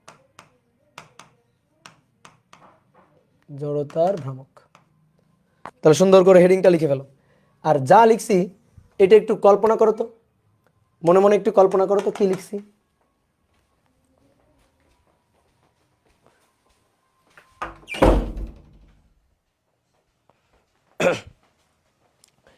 মনে মনে একটু কল্পনা করো কি কি লিখছি। দেখো, একটা সরু সুষম দণ্ড, এরকম একটা সরু সুষম দণ্ড, সরু মানে ব্যাস অতি নগণ্য, বুঝলা? আর সুষম কেন? সুষম হচ্ছে তুমি যদি এরকম ভাবো, এরকম আঁকা বাঁকা একটা দণ্ড ভাবো, তাহলে তো সমস্যা। এই কারণে সুষম, অর্থাৎ প্রতিটা জায়গায় ভরের ঘনত্ব আর কি, ভর ঘনত্ব সমান, ঠিক আছে, ঘনত্ব সমান, সুষম, সব জায়গায় ব্যাস একই রকম, ব্যাস একই রকম, কোথাও মোটা কোথাও চিকন, এরকম না। তো এবার এইটা হচ্ছে দৈর্ঘ্য, এটা হচ্ছে দৈর্ঘ্য, দৈর্ঘ্যের সাথে লম্বভাবে গমনকারী অক্ষ, এই অক্ষের চারপাশে এভাবে ঘুরতে থাকবে, ঠিক আছে, এই অক্ষের চারপাশে এভাবে ঘুরতে থাকবে। তা আমরা এর জড়তার ভ্রামক চাই, যেখানে লাঠিটার কথা বলছি, যে লাঠিটার মোট ভর এটা হচ্ছে এম, এবং লাঠিটার মোট যে দৈর্ঘ্য এটা হচ্ছে ছোট হাতের এল। এবার শোনো, এই যে ঘূর্ণন অক্ষটা, এই ঘূর্ণন অক্ষ থেকে দেখো তো প্রত্যেকটা এই লাঠিটার প্রত্যেকটা সরু সুষম দণ্ডের প্রত্যেকটা বিন্দুর দূরত্ব কি সমান আছে? দেখো ভাই, কখন ইন্টিগ্রেশন করবা আর কখন ইন্টিগ্রেশন করবা না, তার এক লাইনের উত্তর হচ্ছে ঘূর্ণন অক্ষ থেকে যদি দেখো ওই বস্তুটার যে যার জড়তার ভ্রামক বের করতে হবে, তার যদি প্রত্যেকটা বিন্দুর দূরত্ব সেম থাকে, তাহলে কোনো ইন্টিগ্রেশন করার দরকার নেই, ডাইরেক্ট সূত্র এম আর স্কোয়ার। যদি দেখো দূরত্ব সেম প্রত্যেকটা বিন্দু থেকে, বাট প্রত্যেকটা বিন্দু থেকে দূরত্ব যদি সেম না হয়, তখন তোমার ইন্টিগ্রেশন করতে হবে। তো তুমি দেখো, আমি যদি লাঠিটাকে অসংখ্য ক্ষুদ্র ক্ষুদ্র ক্ষুদ্র ক্ষুদ্র বিন্দু বিন্দু চিন্তা করি, তাহলে এক একটা বিন্দু দেখো ঘূর্ণন অক্ষ থেকে এক একটা অবস্থানে আছে। দেখো এক একটা বিন্দু ঘূর্ণন অক্ষ থেকে এক একটা, এটা হচ্ছে আমার ঘূর্ণন অক্ষ, তাহলে আমি যে কোনো দূরত্ব কাউন্ট করবো এই ঘূর্ণন অক্ষ থেকে, এটা হচ্ছে আমাদের ঘূর্ণন অক্ষটাই হবে আমাদের রেফারেন্স পয়েন্ট, মানে মূল বিন্দু। তাহলে এর থেকে এইদিকে এই যে কোনো পয়েন্টের দূরত্ব দেখো, এক একটা পয়েন্টের দূরত্ব এক এক রকম, এদিকেও তাই, এক একটা পয়েন্টের দূরত্ব এক এক রকম। তো আমরা এর জড়তার ভ্রামকটা চাই, তাহলে যেহেতু এক একটা বিন্দু থেকে দূরত্ব এক এক রকম, তাহলে এই কারণে আমরা কি করবো, এই লাঠি থেকে একটা ছোট্ট ক্ষুদ্র অংশ কেটে নেব, ছোট্ট খুবই ক্ষুদ্র, ওই যে ডিএম সূত্র একটু আগে দেখলাম না, ডিএম এক্স স্কয়ার ডিএম, তো এরকম ছোট্ট ক্ষুদ্র একটা অংশ আমরা কেটে নেব, এই যে কেটে নিলাম। এই ক্ষুদ্র অংশটুকুর ভর কত? এই ক্ষুদ্র অংশটুকুর ভর তার পুরো ভর এম না, তাহলে এই ক্ষুদ্র অংশটুকুর ভর হচ্ছে খুবই ক্ষুদ্র ভর, দ্যাট ইজ ডিএম, খুবই ক্ষুদ্র, টেন্ডস টু জিরো। এখানে এর যে দৈর্ঘ্যটুকু, এর যে দৈর্ঘ্যটুকু, এইটুকু যে দৈর্ঘ্য, এই যে এইটুকু দৈর্ঘ্য, এই দৈর্ঘ্যটুকু হচ্ছে ডিএক্স, দৈর্ঘ্যটুকু ডিএক্স, পুরো দৈর্ঘ্য কত এল, তার থেকে ডিএক্স দৈর্ঘ্য, ডিএক্স দৈর্ঘ্যের একটা ক্ষুদ্র অংশ আমরা কেটে নিছি। আর ঘূর্ণন অক্ষ থেকে ওই ক্ষুদ্র অংশের দূরত্ব কত? তো ঘূর্ণন অক্ষ এইটা, এখান থেকে এই ক্ষুদ্র অংশের দূরত্ব এইটা হচ্ছে এক্স, এক্স দূরে ডিএক্স পুরুত্বের, এক্স দূরে ডিএক্স পুরুত্বের বা ডিএক্স দৈর্ঘ্যের একটা ক্ষুদ্র অংশ কেটে নিয়েছি, যার ভর ডিএম। এইবার তুমি চিন্তা করো, পুরো লাঠির কথা বাদ দাও, পুরো লাঠিটার কথা বাদ দাও তো ভাই, পুরো লাঠির কথা বাদ দিয়ে তুমি শুধু এই ক্ষুদ্র অংশটুকুর কথা চিন্তা করো তো, বলো এই যে ক্ষুদ্র অংশটুকু, এই ক্ষুদ্র অংশটুকু এইটাকে কি তোমার বিন্দু একটা ভর বলে মনে হয়? দেখো এই যে ক্ষুদ্র অংশটুকু, এই ক্ষুদ্র একটা অংশটুকু, এটাকে কি বিন্দু ভর বলে মনে হয় কিনা? দেখো এই যে এতটুকু, ঘূর্ণন অক্ষ থেকে দূরত্ব হচ্ছে এক্স, আর এর ভর কত ডিএম, তাহলে এটা একটা বিন্দু ভর না? পুরো লাঠির কথা ভাবতে হবে না, এটা তো বিন্দু ভর, এটা তো একমত তুমি। আমি বললাম না এর জড়তার ভ্রামক কত, এটা যদি এইভাবে চারপাশে ঘুরতে থাকে, এক্স ব্যাসার্ধ নিয়ে যদি চারপাশে এভাবে ঘুরে, তো এর জড়তার ভ্রামকটা কত? তো এর তো জড়তার ভ্রামক খুব ইজি, এর জড়তার ভ্রামক হচ্ছে এক্স স্কোয়ার ডিএম। তো এটা তো পুরো লাঠির জড়তার ভ্রামক না, লাঠির একটা ক্ষুদ্র অংশের জড়তার ভ্রামক এটা। তো লাঠির ক্ষুদ্র অংশের জড়তার ভ্রামক হচ্ছে খুবই ক্ষুদ্র জড়তার ভ্রামক ডিআই। আমার লাগবে টোটাল আই, আমি টোটাল জড়তার ভ্রামক চাই। তাহলে টোটাল জড়তার ভ্রামক পাওয়ার জন্য কি করতে হবে, এটাকে ইন্টিগ্রেট করতে হবে, ডিআই কে ইন্টিগ্রেট করতে হবে। তাহলে অতএব আই ইকুয়াল টু, এই যে দেখো আমার কাঙ্ক্ষিত সূত্র ছিল এইটা, এক্স স্কোয়ার ডিএম। তাহলে আমি কি করব, ক্ষুদ্র একটা অংশ কেটে নিব, তার জড়তার ভ্রামক তো আমরা জানি এক্স স্কোয়ার ডিএম, সেটা বের করব, বের করে আমি পুরো লিমিটের মধ্যে ইন্টিগ্রেশন করলে পুরো লাঠিটার জড়তার ভ্রামক পাবো। এইবার দেখো এরকম ছোট্ট ছোট্ট ছোট্ট ছোট্ট ক্ষুদ্র ক্ষুদ্র ক্ষুদ্র ক্ষুদ্র ভর অংশ নিয়েই এই লাঠিটা তৈরি। তুমি দেখো এরকম ক্ষুদ্র ক্ষুদ্র, এরকম ক্ষুদ্র ক্ষুদ্র ছোট ছোট ছোট ছোট এরকম ভর অংশ, এই ভর অংশ নিয়েই হচ্ছে এরকম লাঠিটা তৈরি। দেখো এই যে পুরোটা এখান থেকে শুরু করে এরকম ক্ষুদ্র ক্ষুদ্র ক্ষুদ্র ক্ষুদ্র ভর অংশ নিয়ে কিন্তু লাঠিটা তৈরি। তাহলে আমরা একটা লিমিট খুঁজি, যে লিমিটের মধ্যে ইন্টিগ্রেশন করব, যে লিমিটের মধ্যে পুরো লাঠির ভর চলে আসে। বলো একটা লিমিট, যে লিমিটের মধ্যে পুরো লাঠির ভরটা চলে আসে। দেখো এইটা আমার মূল বিন্দু, কিন্তু এখান থেকে কাউন্ট, এইখান থেকে এই পর্যন্ত দেখো একেবারে এই যে এখানে যদি একটা কণা থাকে, এখানে যদি একটা ক্ষুদ্র অংশ থাকে, তাহলে তার দূরত্বটা L/2 কিন্তু। তাহলে এটা তো ভাই আমাদের x0, তাহলে এটা হচ্ছে x ইকুয়াল টু L/2, আর এই দিকে যেটা থাকবে সেটা হচ্ছে x ইকুয়াল টু L/2। তাহলে লিমিট পেয়ে গেছে। আমি যদি বলি লাঠির পুরো দৈর্ঘ্যটা আমি কতটুকু লেন্থের মধ্যে পাবো, কতটুকু লেন্থের মধ্যে পুরো লাঠির দৈর্ঘ্যটা পাবো, তাহলে তুমি বলবা এই যে এখান থেকে ওই পাশের দূরত্ব L/2, এখান থেকে এই পাশের দূরত্ব L/2, তাহলে ভাইয়া L/2 থেকে L/2 এই দূরত্বের মধ্যে আমরা পাবো। কিন্তু ভুল হয়ে গেল, L/2 থেকে L/2 হয় না, ঠিক আছে? রাজশাহী থেকে রাজশাহী হয় না, রাজশাহী থেকে ঢাকা হয়। তো ব্যাপারটা হয়ে গেছে, তুমি বলছো L/2 থেকে L/2, দেখো এই L/2 আর এই L/2 কিন্তু একই স্থানাঙ্ক না। ইয়েস, একই স্থানাঙ্ক না। এটা যদি মূল বিন্দু হয়, L/2 থেকে L/2 হলে তো কিছুই হলো না, তাই না? L/2 থেকে L/2 তো কিছুই হলো না। তাহলে বুঝাইতে হবে যে লাঠি আছে -L/2 থেকে +L/2 এই দৈর্ঘ্যের মধ্যে, মাইনাস প্লাস স্থানাঙ্ক, এটা মূল বিন্দু 0। তাহলে এখান থেকে এই পজিটিভ দিক আর এখান থেকে এই পাশে নেগেটিভ দিক। তাহলে দেখো পুরো এই লাঠিটাকে যদি এরকম ক্ষুদ্র ক্ষুদ্র ক্ষুদ্র ক্ষুদ্র বিন্দু বিন্দু ভরে কাটা হয়, তাহলে একেবারে শেষ প্রান্তের যে ভরটা, লোয়ার পয়েন্টের যে ভরটা, সেটা আছে -L/2 দূরে, আর একেবারে শুরুর প্রান্ত বা আপার পয়েন্ট সেটা আছে +L/2 তে, -L/2 থেকে +L/2। তাহলে আমরা এখন জড়তার ভ্রামক চাই, I equal two integration x² dm বসালাম, লিমিট -L/2 থেকে +L/2। এবার পড়ছি মারাত্মক মুসিবতে, মারাত্মক মুসিবতে পড়ে গেছে। এবার কি মুসিবত, কি সমস্যা? সমস্যা হচ্ছে যার লিমিট ইন্টিগ্রেশন করতে হবে তার সাপেক্ষে, কিন্তু আমাদের এখানে ঘটনা কি ঘটেছে জানো? এক্স এর লিমিট আর ভরের ডিএম এর সাপেক্ষে, মানে এম এর সাপেক্ষে ইন্টিগ্রেশন। দেখো লিমিট হচ্ছে এক্স এর -L/2 থেকে +L/2, এক্স এর লিমিট, দেখছো এক্স এর লিমিট, কিন্তু ইন্টিগ্রেশন ভরের সাপেক্ষে। তো মারাত্মক একটা সমস্যা পড়লাম। সমস্যা থেকে কি দূর মানে উত্তরণ করব কিভাবে? আমরা এই ডিএমকে কিছুক্ষণ ধরে মারবো, ডিএমকে কিছুক্ষণ ধরে মারবো, মারপিট করবো ওর সাথে, করে ওই ডিএম থেকে ডিএক্স বের করে নিয়ে আসবো। আর এই মারপিট করতে কই যাব? ছোট ক্লাসে যাব, ছোট ক্লাস ঐকিক নিয়ম, ঐকিক নিয়মের ক্লাসে চলে যাব। আসো, পুরো লাঠির দৈর্ঘ্য বলো এল, পুরো লাঠির ভর বলো এম, তাহলে এল দৈর্ঘ্যের ভর, এল দৈর্ঘ্যের ভর এম, অতএব একক দৈর্ঘ্যের ভর m/l, অতএব আসো এইটুকু দৈর্ঘ্য ডিএক্স, তাহলে এইটুকু দৈর্ঘ্য ডিএক্স এর ভর m/l dx, ঐকিক নিয়ম ছোটবেলায় শিখে আসছিলাম। এবার আসো ভালো করে তাকাও, নিজেরা জিজ্ঞেস করো, এই এই যে এইটুকু ডিএক্স পুরুত্বের, ডিএক্স দৈর্ঘ্যের এটুকুর ভরের নাম কি ছিল? নাম কি ধরছিলাম? ডিএম। আর এটুকুর ভর ঐকিক নিয়মে বের করছি, তাহলে ডেফিনেশন অনুযায়ী এটাই তো আমার ডিএম, তাই কিনা? এটাই তো আমার ডিএম, এটুকুর ভরকে নাম দিয়েছিলাম ডিএম, তো ডেফিনেশন অনুযায়ী এটাই তো আমার ডিএম। এল দৈর্ঘ্যের ভর এম, একক দৈর্ঘ্যের ভর m/l, অতএব ডিএক্স দৈর্ঘ্যের ভর কত? m/l dx। এইবার সুন্দর করে নিয়ে বসাই দাও ওখানে, দেখো ডিএম কে মার দিছি, সে ডিএক্স এ পরিণত হয়ে গেছে।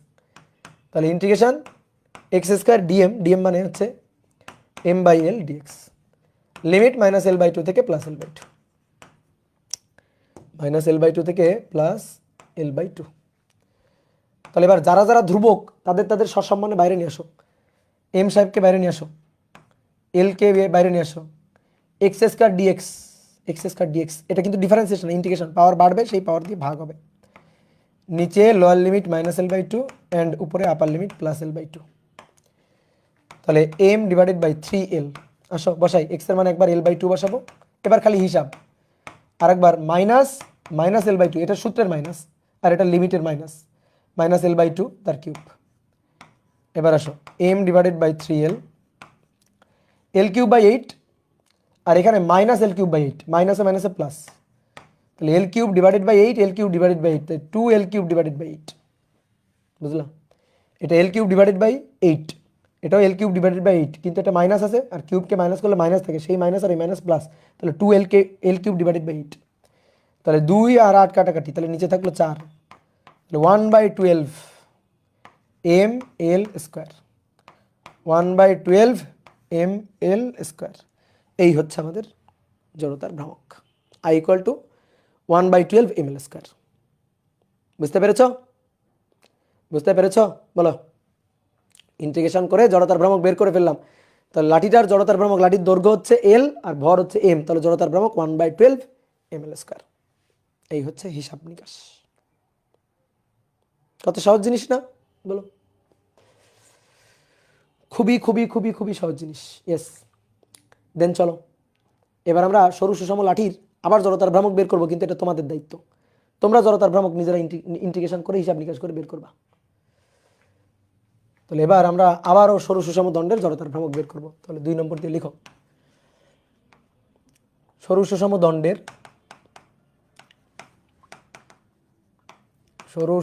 দণ্ডের প্রান্তবিন্দুগামী, এবার মধ্যবিন্দু না, প্রান্তবিন্দুগামী দৈর্ঘ্যের সাথে লম্বভাবে গমনকারী অক্ষের সাপেক্ষে, দৈর্ঘ্যের সাথে লম্বভাবে গমনকারী অক্ষের সাপেক্ষে জড়তার ভ্রামক।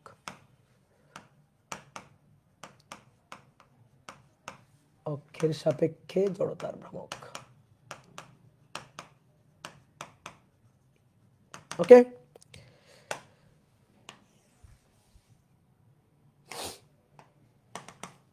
তাহলে চিত্র আঁকি আসো। সরু সুষম লাঠি, এই যে অক্ষ কোথায়? প্রান্তে। দৈর্ঘ্যের সাথে কেমন ভাবে? লম্বভাবে। এই যে দৈর্ঘ্যের সাথে লম্বভাবে। হয়েছে? বলো এটা কি দৈর্ঘ্যের সাথে লম্বভাবে হয়েছে? হয়নি, তাহলে ভুল আঁকছি।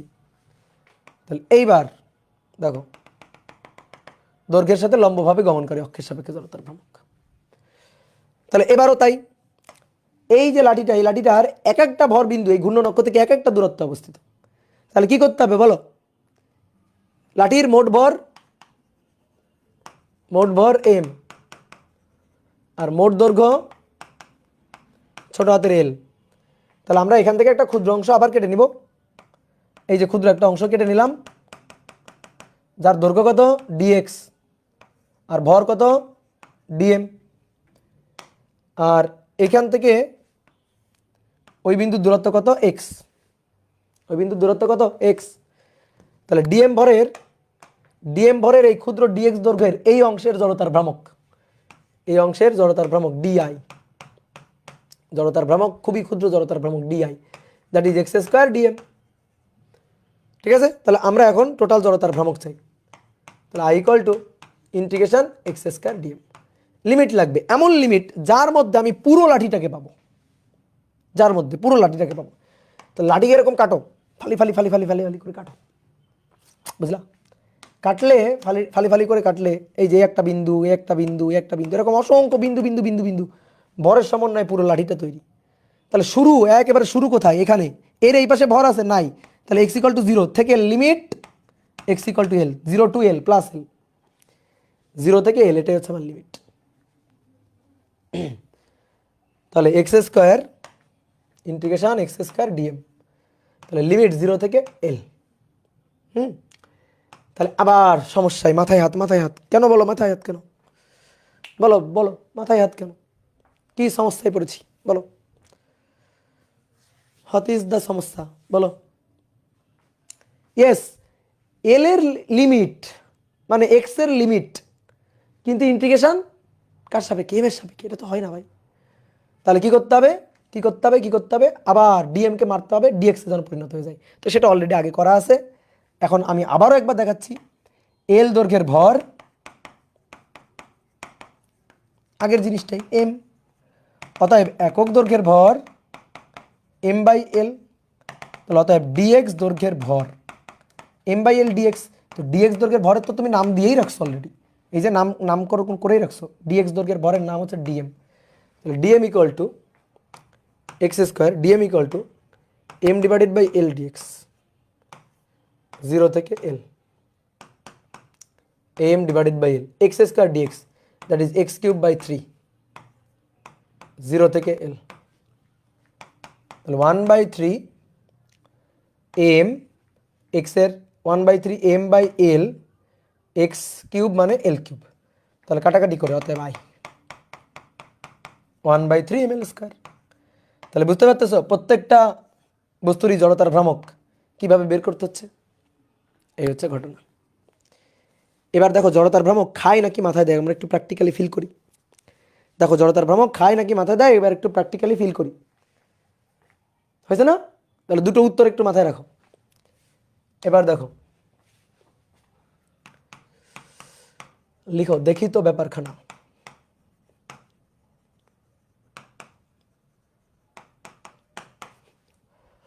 মনে করো একটা সরু সুষম লাঠি, এই যে লাঠি, ধরো আমার লাঠিটা, আমার যে ব্যাটটা আছে সেই ব্যাটটা, এটা মধ্যবিন্দু দিয়ে ঘোরাবো। তাহলে মধ্যবিন্দু দিয়ে ঘোরাইতে গেলে জড়তার ভ্রামক I = 1/12 ml²। আর প্রান্তবিন্দু দিয়ে যদি ঘোরাইতে যাই তাহলে জড়তার ভ্রামক 1/3 ml²। ওকে, বলো তো কোনটা বেশি, 12/1 বেশি না 3/1 বেশি? বলো বেশি কোনটা, বড় কোনটা, বেশি কোনটা? এইটা বেশি। এই 1/12 কেমনে বড় হয়? 1/12 কেমনে বড় হয়? হ্যাঁ, 12/1 ছোট, 3/1 বড়। তাহলে 1/3 বড় আর 1/12 ছোট, তাহলে এটা বেশি এটা কম। এইটা যদি বেশি হয় তাহলে জড়তা বেশি না? বলো, কৌণিক জড়তা বেশি। আর এইটা যদি কম হয় তাহলে এর তুলনায় কৌণিক জড়তাটা কম, কৌণিক জড়তা কম। তাহলে এই বিন্দু দিয়ে যখন আমি ঘোরাবো, ঘুরাইতে গেলে কঠিন হবে, ঘোরানোটা কঠিন হবে, জড়তা বেশি না, ঘোরানো মানে কৌণিক গতির পরিবর্তন করাটা কঠিন হবে, কৌণিক গতির তেমন বেশি পরিবর্তন করতে পারবো না। কিন্তু এখান থেকে যদি ঘুরাইতে চাই সহজে ঘুরাইতে পারবো, জড়তা কম যে, তাহলে ঘোরানোটা সহজ হবে, কৌণিক গতির পরিবর্তন করাটা সহজ হবে, সুবিধা হবে, ঘোরানোটা সহজ হবে। এই কথাটা কি বুঝতে পারছো কিনা? এইটুকু তো বুঝতে পারছো নাকি? তাহলে এবার আসো, দেখো এই যে কালা জাহাঙ্গীর, দেখো এই যে আমি তোমাকে বললাম নাও, তুমি চাইলে স্কেল নিতে পারো, তোমার টেবিলের স্কেল নিতে পারো। এই যে 2 হাত দিয়ে ধরে ঘুরাবো, কোথায় ধরছি? মধ্যবিন্দুতে ধরছি। দেখো 2 হাত দিয়ে, মানে 2 আঙ্গুল দিয়ে মধ্যবিন্দুতে ধরছি, মধ্যবিন্দুতে ধরে এভাবে ঘুরাবো। এই দেখো, দেখো কত ইজিলি ঘুরাইতে পারতেছি। আমি কিন্তু 2 আঙ্গুল দিয়ে ঘুরাচ্ছি, পুরো হাত দিয়ে ধরি নাই, জাস্ট 2 আঙ্গুল। তুমিও তাই করবা, 2 আঙ্গুল দিয়ে মধ্যবিন্দুতে ধরে ঘুরাচ্ছি, মোটামুটি সহজেই ঘুরাইতে পারতেছি। দেখো এই যে, এইবার সেম কাজটা প্রান্ত বিন্দু দিয়ে ঘরে করতে চাই, সেম কাজটা প্রান্ত বিন্দু দিয়ে ধরে করতে চাই। দেখো অবস্থা,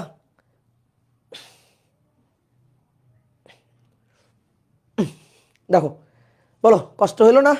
আগের চেয়ে কষ্ট হইলো না? দেখো উঠতেছেই না। এই এই ঘোরানোটা তুলনামূলক কি হচ্ছে, কঠিন হচ্ছে কিনা? তাহলে এইখানে এইখানে ধরে ঘোরানোর সহজ, কিন্তু এই প্রান্ত ধরে ঘোরানোটা দেখো অনেক কঠিন, অনেক কঠিন, বুঝলা? অনেক কঠিন প্রান্ত ধরে ঘোরানোটা। তাহলে ঘোরানো সহজ, ঘোরানো কঠিন হচ্ছে। জড়তা বেশি, জড়তা বেশি, জড়তা কম হচ্ছে। এই দেখো জড়তা কম হচ্ছে, ঘোরানো সহজ হচ্ছে, জড়তা বেশি, ঘোরানো কঠিন হচ্ছে। তাহলে দেখো একই বস্তুর জড়তার ভ্রামক দুইটা ভিন্ন ভিন্ন অক্ষের সাপেক্ষে ভিন্ন ভিন্ন রকম। হচ্ছে কিনা বলো, হচ্ছে কিনা বলো? এইবার তোমার কাছে আমি একটা প্রশ্ন করতে চাই। প্রশ্নটা হচ্ছে, আচ্ছা রৈখিক গতিতে আমরা তো ভর দিয়েই ব্যাপারটাকে প্রকাশ করতাম, একমাত্র ভর দিয়ে প্রকাশ করতাম, যে যার ভর বেশি তার জড়তা বেশি, তারে গতিশীল করা কঠিন, যার ভর কম তার জড়তার কম, তার গতিশীল করা সহজ, আমরা ভর দিয়ে বলতাম। কৌণিক গতিতে কেন আমার জড়তার ভ্রামকের দরকার হইলো? আমি ভর দিয়েই বলতে পারতাম না? কৌণিক গতিতেও ভর দিয়েই বলতে পারতাম না, জড়তার ভ্রামকের কি দরকার হইল? একই তো কথা, ভর বেশি জড়তা বেশি, ভর কম জড়তা কম। বলো হবে? যদি তুমি শুধুমাত্র ভর দিয়ে বলতা তাহলে তুমি লাঠির জড়তার ভ্রামক সবসময় একই বলতা, সবসময় একই। কিন্তু দেখো তো ভাই, লাঠির জড়তার ভ্রামক বিভিন্ন অক্ষের সাপেক্ষে বিভিন্ন রকম ঘুরবে, তো তো কোনো না কোনো বিন্দুকে তো অক্ষ নিয়ে, অক্ষ ধরে কেন্দ্র করে ঘুরবে। তাহলে এই কারণে বিভিন্ন বিন্দুর সাপেক্ষে জড়তার ভ্রামক বিভিন্ন রকম। তাহলে শুধু ভরের ব্যাপার না, ভরের সাথে ঘূর্ণন অক্ষের একটা ব্যাপার স্যাপার আছে। ঘূর্ণন অক্ষটা কোথায়, মাঝখানে নাকি প্রান্তে, নাকি মাঝখানে এবং প্রান্তের মাঝখানের কোনো বিন্দুতে, মানে মাঝে আর প্রান্ত এর মাঝখানের কোনো বিন্দুতে, কোন বিন্দুতে হবে, অর্থাৎ অক্ষ কোথায় হবে, এর উপরও কিন্তু ডিপেন্ড করে জড়তার ভ্রামক। ঠিক আছে? তাহলে কৌণিক জড়তাটা অর্থাৎ জড়তার ভ্রামক শুধু ভরের উপর নয়, অক্ষের উপরও নির্ভর করে। কারণ একই লাঠির জড়তার ভ্রামক দেখো দুইটা ভিন্ন ভিন্ন অক্ষের সাপেক্ষে ভিন্ন ভিন্ন রকম হচ্ছে। তাহলে জড়তার ভ্রামক খায় নাকি মাথায় দেয়, বোঝা গেল?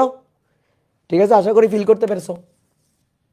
এবার আসো, তাহলে আরও কয়েকটা বস্তু জড়তার ভ্রামক আমরা বের করব। তাহলে তোমার একটা কথা বলে রাখি, আবারও বলতেছি, যখন দেখবা ঘূর্ণন অক্ষ থেকে যে বস্তুটা ঘুরতেছে তার ভিন্ন ভিন্ন ভিন্ন ভিন্ন ভরবিন্দুর মানে দূরত্ব ভিন্ন ভিন্ন, তখন তার জন্য ইন্টিগ্রেশন করতে হবে। আর যদি দেখো যে বস্তুটা ঘুরতেছে তার প্রত্যেকটা ভরবিন্দু একই দূরত্বে ঘূর্ণন অক্ষ থেকে একই একই একই একই দূরত্বে, তখন কিন্তু আর ইন্টিগ্রেশন করা লাগবে না, কথা কি বুঝছো? চলো চলো চলো, তাহলে লিখো 3 নম্বর, একটি পাতলা নগণ্য পুরুত্বের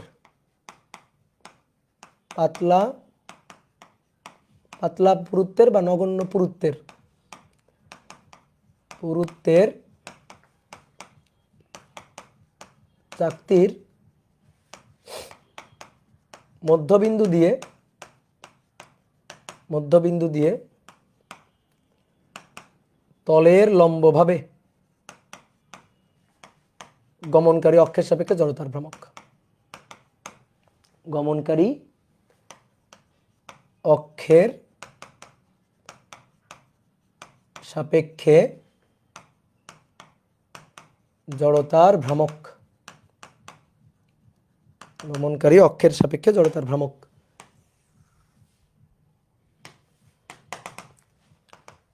তাহলে এবার হচ্ছে চাকতি। এই যে এইটা হচ্ছে একটা চাকতি, দেখছো? চাকতি কিন্তু নিরেট ভর আছে আর কি, এরকম মাঝখানে ফাঁকা না কিন্তু। এটা হচ্ছে অক্ষ, এই যে তলের মধ্যবিন্দু দিয়ে, এই যে তলের মধ্যবিন্দু দিয়ে লম্বভাবে গমনকারী অক্ষ। দেখো তোমার দেখাই, দেখছো একটা চাকতি, দেখো এই যে চাকতিটা, এই হচ্ছে এই যে তলের মধ্যবিন্দু দিয়ে লম্বভাবে গমনকারী অক্ষ, এইভাবে ঘুরবে, এইভাবে চাকতিটা ঘুরবে, আমি জড়তার ভ্রামক চাই। এইভাবে চাকতিটা ঘুরতে থাকবে, আমি জড়তার ভ্রামক চাই। ঠিক ক্লিয়ার? এই চাকতির জড়তার ভ্রামক চাই। তাহলে চলো এবার জড়তার ভ্রামক বের করি। তাহলে কি, একটি পাতলা নগণ্য পুরুত্বের চাকতির মধ্যবিন্দু দিয়ে তলের লম্বভাবে গমনকারী অক্ষের সাপেক্ষে জড়তার ভ্রামক। তাহলে দেখো এইখান থেকে প্রত্যেকটা ভরবিন্দু দূরত্ব ঘূর্ণন অক্ষ থেকে দেখো এক এক রকম দূরত্ব। তাহলে বলো তো ইন্টিগ্রেশন করা লাগবে কি লাগবে না? বলো কি করতে হবে? অবশ্যই ইন্টিগ্রেশন করা লাগবে। তাহলে একটা ক্ষুদ্র অংশ কেটে নিই। আচ্ছা, এর মোট ভর দেওয়া আছে এম, আর এর ব্যাসার্ধ বলা আছে আর। তাহলে আমরা এর উপর থেকে একটা অংশ কেটে নিই, সবাই একটু বোর্ডে দেখো। আমি এরকম একটা অংশ কেটে নিলাম, এই বুঝলা? এবার এইটুকুর জড়তার ভ্রামক বের করবো, যে এক্স স্কোয়ার ডিএম, এটুকু জড়তার ভ্রামক বের করবো, তারপরে ইন্টিগ্রেশন করবো। বলো তো হবে? এই যে একজন বলছে হবে না, কেন হবে না বলো তো? এরকম ভাবে কেটে নিলে হবে না, কেন হবে না? তুমি কি কারণে কেটে নিলা? কারণ এই চাকতির এক একটা ভরবিন্দুর দূরত্ব ঘূর্ণন অক্ষ থেকে এক এক রকম। তা তুমি তো সেই একই সমস্যায় আবারও পড়ে গেলা। যে সমস্যা থেকে উত্তরণের জন্য তুমি একটা ক্ষুদ্র অংশ কেটে নিলা, তুমি তো এবার সেই সমস্যাতেই পড়ে গেলা। অনেকে বলতে ভাই লাঠির জন্য তো এইভাবে, সরু সুষম দণ্ডের জন্য তো এইভাবে কাটছিলাম, কিন্তু এটা তো চাকতি তো আর দণ্ড একই জিনিস না, তাহলে তো আমরা আলাদা করে করতাম না, তাই না? তাহলে এবার দেখো কি সেই সমস্যা কিভাবে পড়ে গেছে। আবার এখান থেকে এই বিন্দুর দূরত্ব বেশি, এখান থেকে এই বিন্দুর দূরত্ব কম, এখান থেকে এই বিন্দুর দূরত্ব আরো কম, এখান থেকে এই বিন্দুর দূরত্ব বেশি, আবার আরো বেশি। তাহলে দেখো তো ঘূর্ণন অক্ষ থেকে এক এক বিন্দুর দূরত্ব কি হচ্ছে? এক এক রকম। ঘূর্ণন অক্ষ থেকে এক এক বিন্দুর দূরত্ব হচ্ছে এক এক রকম। তাহলে ভাই এটা এইভাবে কাটলে হবে না। তাহলে তুমি একটা কাজ করো, এই চাকতি থেকে এমন একটা অংশ কেটে নিবা যে অংশের প্রত্যেকটা বিন্দুর দূরত্ব ঘূর্ণন অক্ষ থেকে যেন সেম থাকে, এমন একটা অংশ কেটে নিবা। তো কেমন একটা অংশ কেটে নিবা বলো তো? একটা রিং, একটা চুরির মতো, মেয়েরা হাতে চুরি পরে না, একটা রিংয়ের মতো অংশ কেটে নিবা, বুঝলা? তাহলে তুমি কি করবা, এখান থেকে এরকম একটা রিংয়ের মতো অংশ কেটে নিবা, এই এরকম রিংয়ের মতো একটা অংশ কেটে নিবা।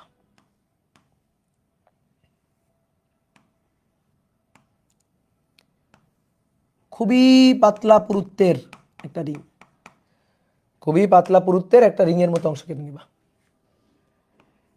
এই যে এই রিংয়ের যে ব্যাস বলতেছি পুরুত্ব, এই পুরুত্বটা খুবই নগণ্য পুরুত্ব, দ্যাট ইজ ডিএক্স, খুবই নগণ্য পুরুত্ব এটা, দ্যাট ইজ ডিএক্স। এইবার দেখো, এবার কিন্তু ঘূর্ণন অক্ষ থেকে প্রত্যেকটা বিন্দুর দূরত্ব সেম, এগুলো কিন্তু সব সেম, সব ব্যাসার্ধ, এগুলো কিন্তু সব সেম। তাহলে এবার আর কিন্তু সমস্যা নেই, এবার কিন্তু আমি যে ক্ষুদ্র অংশ কেটে নিয়েছি তার প্রত্যেকটা বিন্দুর দূরত্ব সেম আছে। তো এখান থেকে এই বিন্দুর যে দূরত্বটা, এই দূরত্বটা হচ্ছে এক্স, এই দূরত্বটা হচ্ছে এক্স। আর এই যে গোলাপি অংশ, এই গোলাপি অংশের রিংয়ের ভর হচ্ছে ডিএম, পুরো চাকতির ভর কিন্তু এম, আর এই গোলাপি অংশের ভর হচ্ছে ডিএম। তাহলে দেখো গোলাপি অংশের এই রিংয়ের জন্য জড়তার ভ্রামক, এই গোলাপি অংশের এই রিংয়ের জন্য জড়তার ভ্রামক ডিএম ভরের জন্য, ডিএম ভরের জন্য খুবই ক্ষুদ্র জড়তার ভ্রামক ডিআই, দ্যাট ইজ কেন্দ্র থেকে দূরত্ব কত এক্স, আর এই রিংয়ের ভরটা কত ডিএম। তাহলে ঘূর্ণন অক্ষ থেকে দেখো রিংয়ের জন্য ঘূর্ণন অক্ষ থেকে সব বিন্দুর দূরত্ব এক্স, তাহলে শান্তি মতো লিখে দিবা এক্স স্কয়ার ডিএম। তাহলে এটা নিয়ে কোনো আপত্তি নেই, আছে আপত্তি বলো? এটা নিয়ে কোনো আপত্তি নেই। তাহলে আমাদের কি লাগবে? পুরো চাকতির জড়তার ভ্রামক লাগবে, পুরো চাকতির জড়তার ভ্রামক আই। তাহলে কি করতে হবে? এটাকে ইন্টিগ্রেট করে ফেলতে হবে, তাহলে that is X square DM. এমন লিমিটের মধ্যে ইন্টিগ্রেট করতে হবে যেন আমি পুরো চাকতিটাকে কভার করতে পারি। তাহলে চাকতিটাকে এরকম চিন্তা করবো যে অসংখ্য ছোট ছোট ছোট ছোট ছোট ছোট একটা একটা একটা একটা রিং। তাহলে বলো তো লিমিটটা কত হবে? তুমি দেখো এরকম এই চাকতিটাকে, পুরো চাকতিটাকে এরকম অসংখ্য ক্ষুদ্র ক্ষুদ্র ক্ষুদ্র ক্ষুদ্র ক্ষুদ্র ক্ষুদ্র পুরুত্বের রিংয়ের মতো করে আমরা চিন্তা করতেছি। একটা রিং, দুইটা রিং, তিনটা রিং, চারটা রিং, এরকম অসংখ্য রিং, একটার পর একটা রিং, একটার পর একটা রিং বসে কিন্তু এই চাকতিটা, পুরো এই চাকতিটা তৈরি করছে, একটার পর একটা রিং বসে, মশার কয়েলের মতো, মশার যে কয়েল আছে মশার কয়েলের মতো এরকম এক একটা রিং বসে চাকতিটা তৈরি করছে। মানে এই যে ব্যাপারটা দেখতে এরকম, যখন অ্যানালগভাবে পড়াইতাম তখন এইগুলো দেখাইতাম। দেখো এখানে তুমি রিং দেখতে পাচ্ছ তিনটা, একটা কালো, একটা লাল, একটা নীল, এরকম অনেকগুলো রিং রিং পর পর বসে এই চাকতিটাকে তৈরি করছে। তাহলে এর জন্য লিমিটটা কত হবে? এর জন্য লিমিটটা কত হবে? তাহলে যে রিংটা, দেখো যে রিংটা একেবারে এখানে আছে তার জন্য এইটা হচ্ছে এক্স ইকুয়াল টু 0, তার জন্য এটা হচ্ছে এক্স ইকুয়াল টু 0। আর একেবারে যে রিংটা একেবারে এখানে আছে, একেবারে প্রান্তে, তার জন্য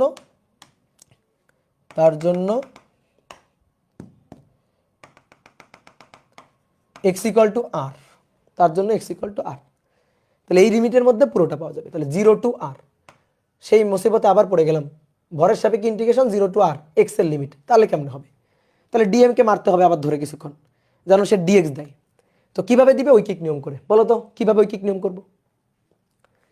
কিভাবে ঐকিক নিয়ম করব বলো? কি ঐকিক নিয়ম করে আমরা হিসাব নিকাশ করব? দেখো পুরো যে চাকতি, এবার কিন্তু চাকতির ক্ষেত্রফল আছে, চাকতির কিন্তু দৈর্ঘ্য নেই। আগে সরু সুষম দণ্ডের দৈর্ঘ্য ছিল, দৈর্ঘ্য দিয়ে হিসাব করছিলাম যে এত দৈর্ঘ্যের ভর এত, এত দৈর্ঘ্যের ভর কত, এভাবে হিসাব করছিলাম। এবার কিন্তু চাকতির কিন্তু এরিয়া, ক্ষেত্রফল। অনেকে বলতে পারে ভাই এর আয়তন নেই, না আয়তন নেই, কারণ এটা পাতলা বা নগণ্য পুরুত্বের। যদি পুরুত্ব থাকে সে আর চাকতি হবে না, সে হয়ে যাবে সিলিন্ডার। তাহলে এর এরিয়া দিয়ে হিসাব করতে হবে, সারফেস ক্ষেত্রফল দিয়ে হিসাব করতে হবে। তাহলে পুরো চাকতির যে সারফেস বা ক্ষেত্রফল, that is pi R square. তাহলে পাই আর স্কোয়ার ক্ষেত্রের ভর, ঐকিক নিয়ম, ক্ষেত্রের ভর এটা হচ্ছে এম।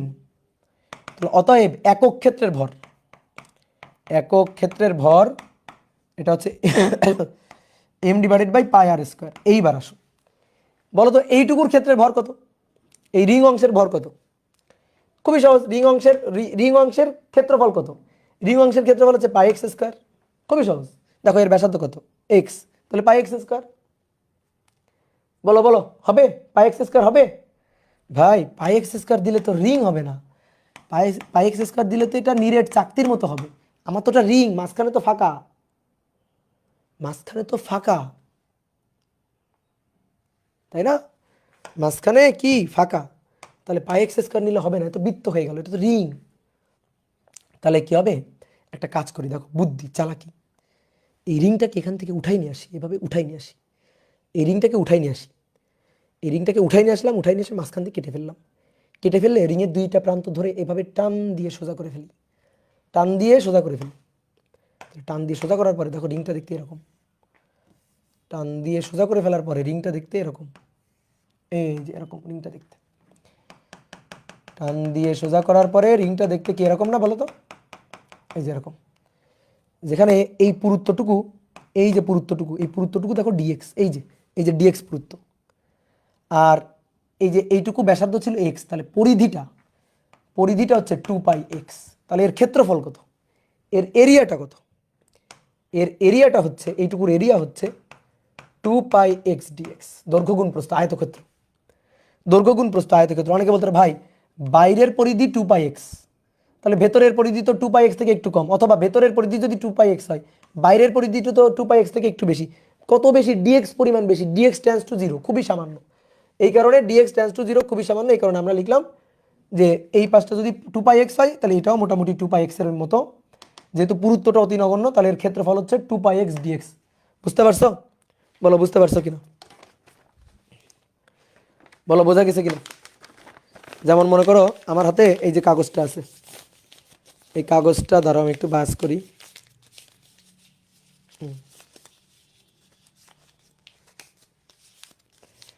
এই যে এইটা আগে এরকম রিং এর মতো ছিল,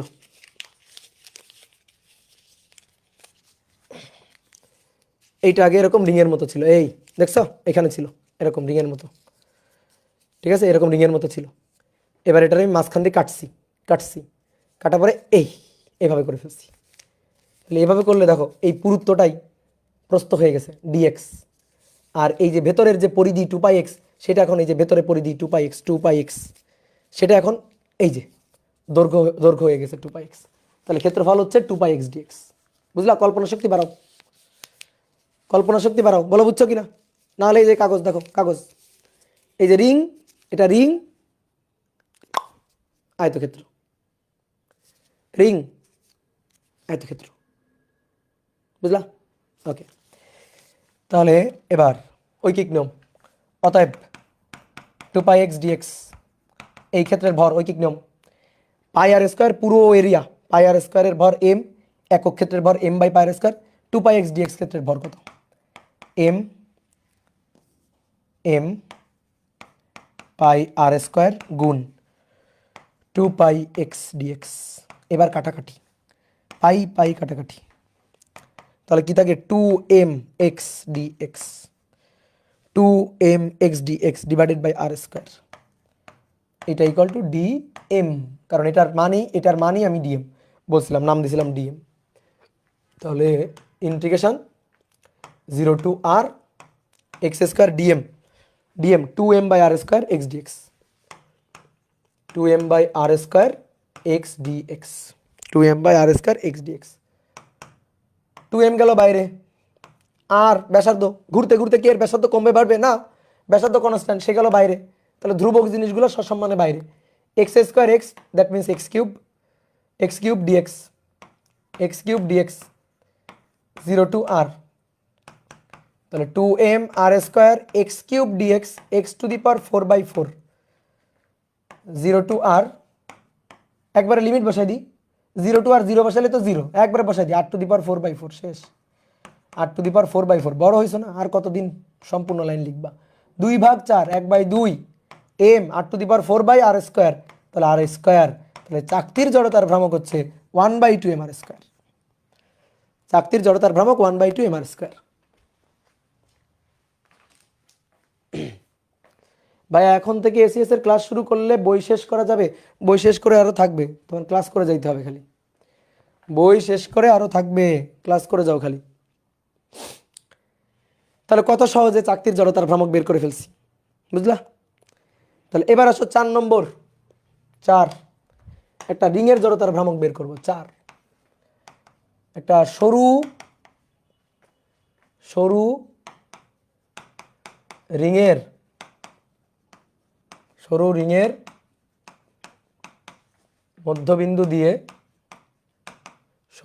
মধ্যবিন্দু দিয়ে তলের লম্বভাবে গমনকারী অক্ষের সাপেক্ষে, তলের লম্বভাবে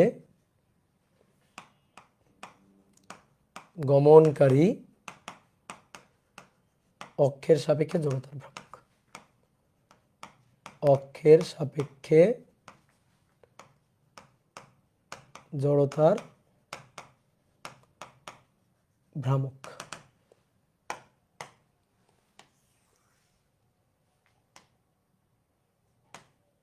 ওকে, তাহলে চলো শুরু করি। একটা সরু রিং, তার মধ্যবিন্দু দিয়ে, রিং মাঝখানে ফাঁকা, মাঝখানে ফাঁকা একটা সরু রিং,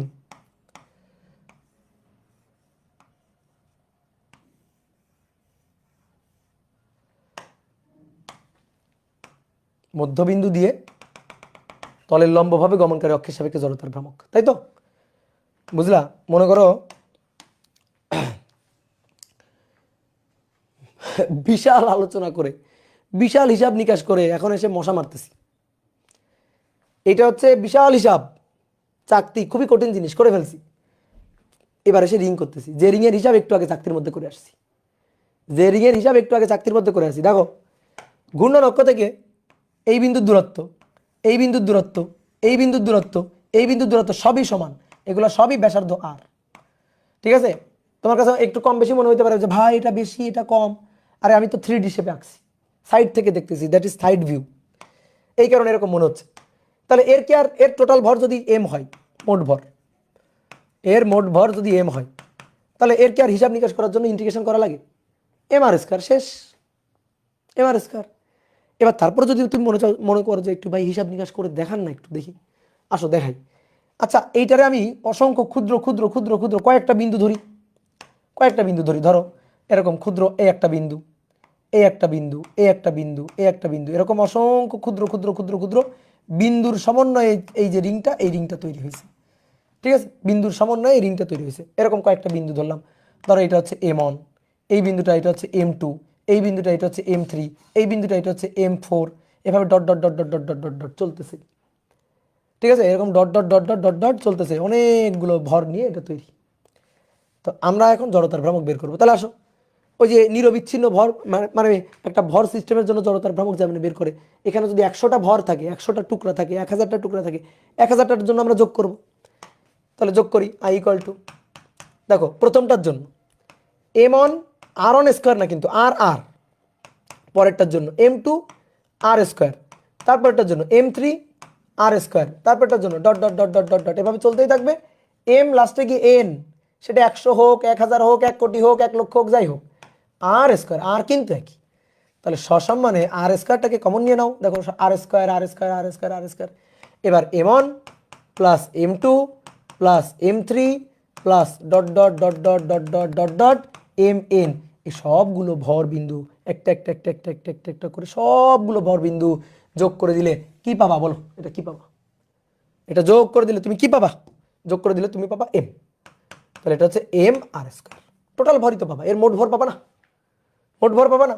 এই সবগুলো ভর বিন্দু যোগ করলে তো এর মোট ভরটাই তো পাবা। তাহলে I equal to M R square. দেখো আমি তো করেই দেখালাম, ভদ্রতার খাতিরে আমরা করেই দেখালাম। এবার কারো যদি মনে হয় ভাই আমার তো খুব শখ, আমার খুব শখ, খুব মনে করো হুপ যে আমরা ইন্টিগ্রেশন দিয়ে করব, ঠিক আছে, তাহলে আমরা সেইভাবে কি করতে পারবো না? পারবো। সেইভাবে কি করতে পারবো না? হ্যাঁ পারবো। তো ইন্টিগ্রেশন দিয়েও করতে পারবো। আসো এবার ইন্টিগ্রেশন দিয়ে করবো, অর অর, আসো ইন্টিগ্রেশন দিয়েই করবো এবার। তো এই হচ্ছে রিংটা,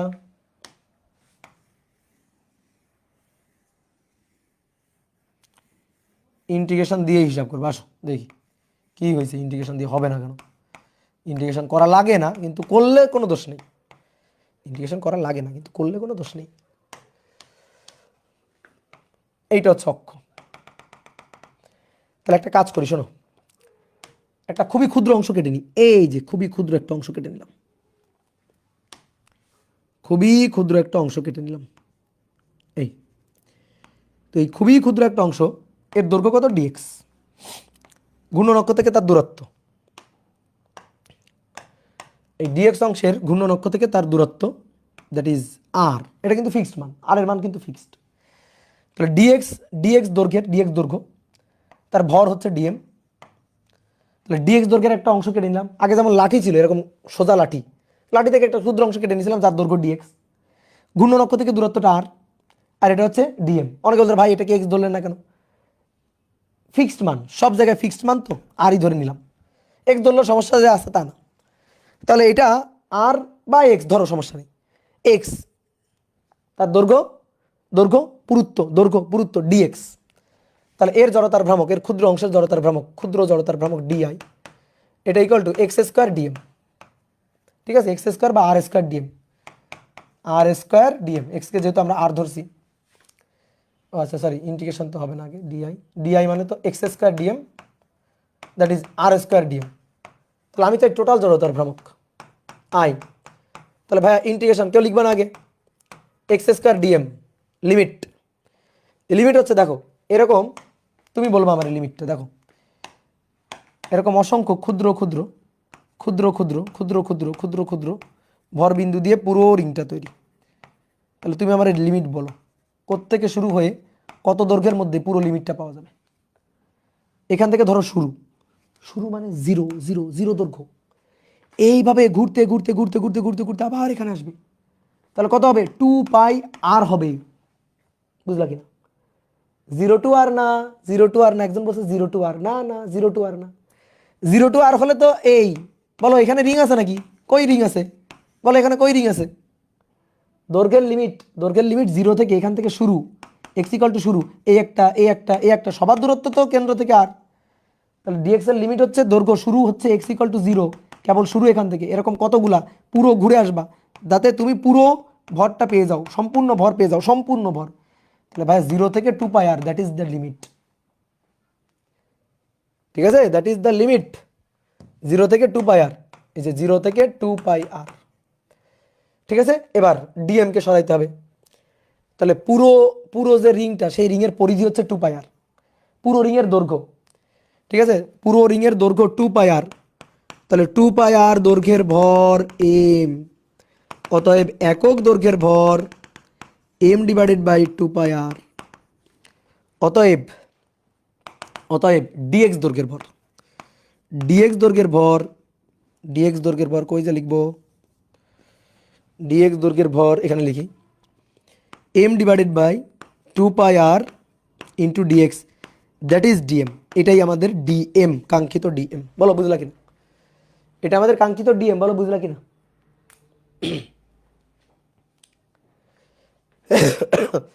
ডিএক্স দৈর্ঘ্যের ভর ডিএম তো, তাই না? তাহলে আমরা পুরো এইটার ভর কত, 2 পাই আর। তাহলে 2 পাই আর এর ভর এম, একক দৈর্ঘ্যের ভর কত, ডিএক্স।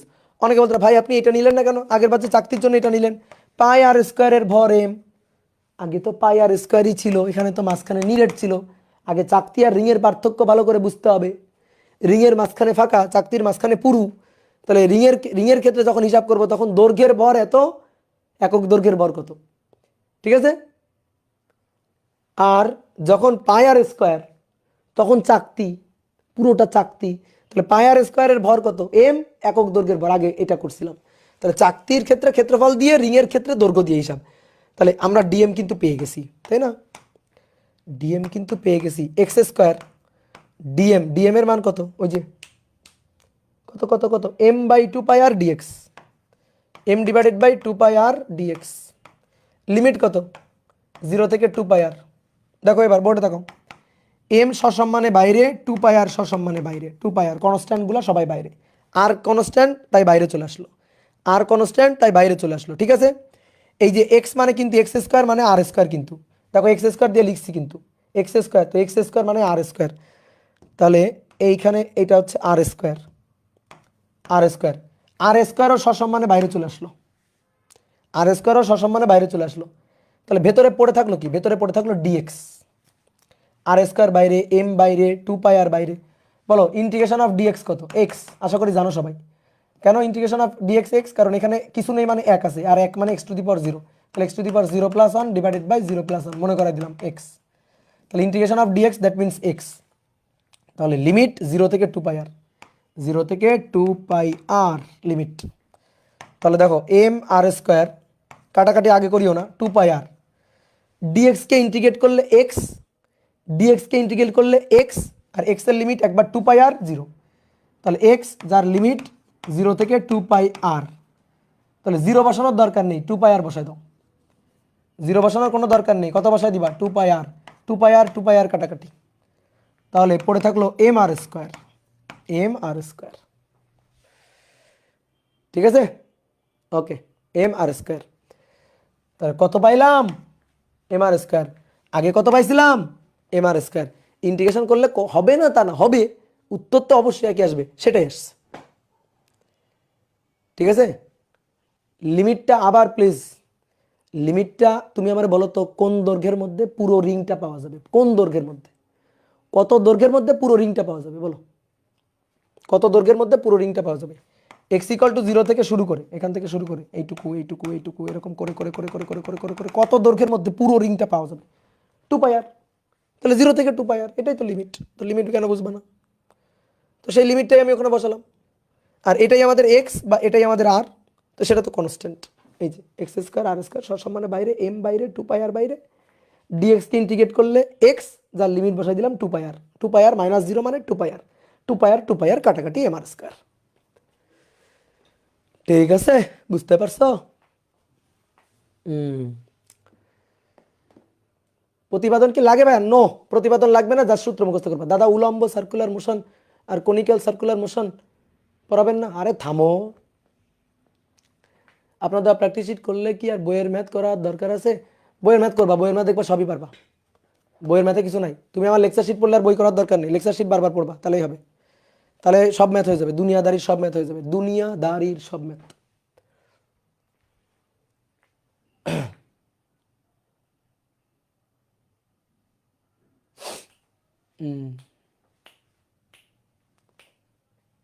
ওকে ওকে, চলো এবার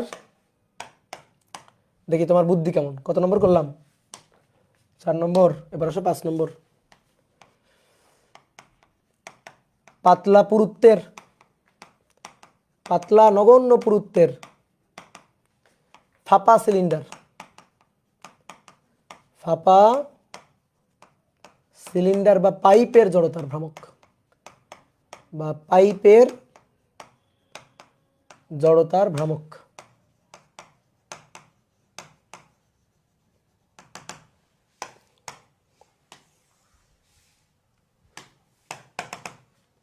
একটা ফাঁপা সিলিন্ডার, পাতলা পুরুত্বের ফাঁপা সিলিন্ডার বা পাইপ, তার জড়তার ভ্রামক আমরা বের করতে চাই।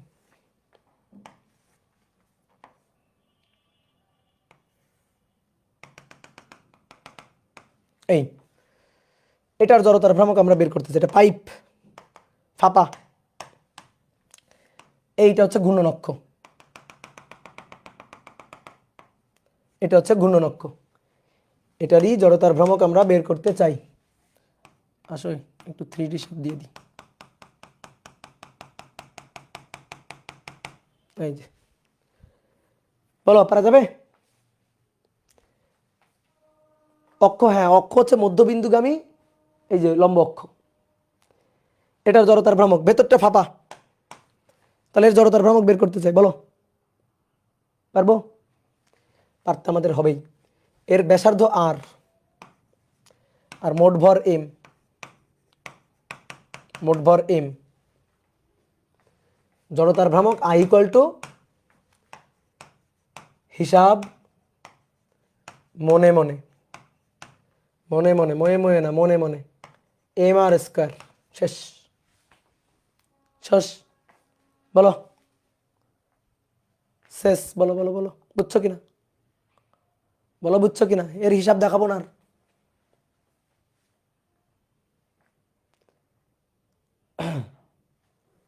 ভাই আর তো আলাদা হয় কেমনে, আর আলাদা হবে? ভালো করে পড়ো। ফাঁপা মানে বোঝো, ফাঁপা মানে বোঝো ভেতরে নেই কিছু, পাইপ, পাতলা পুরুত্বের পাইপ,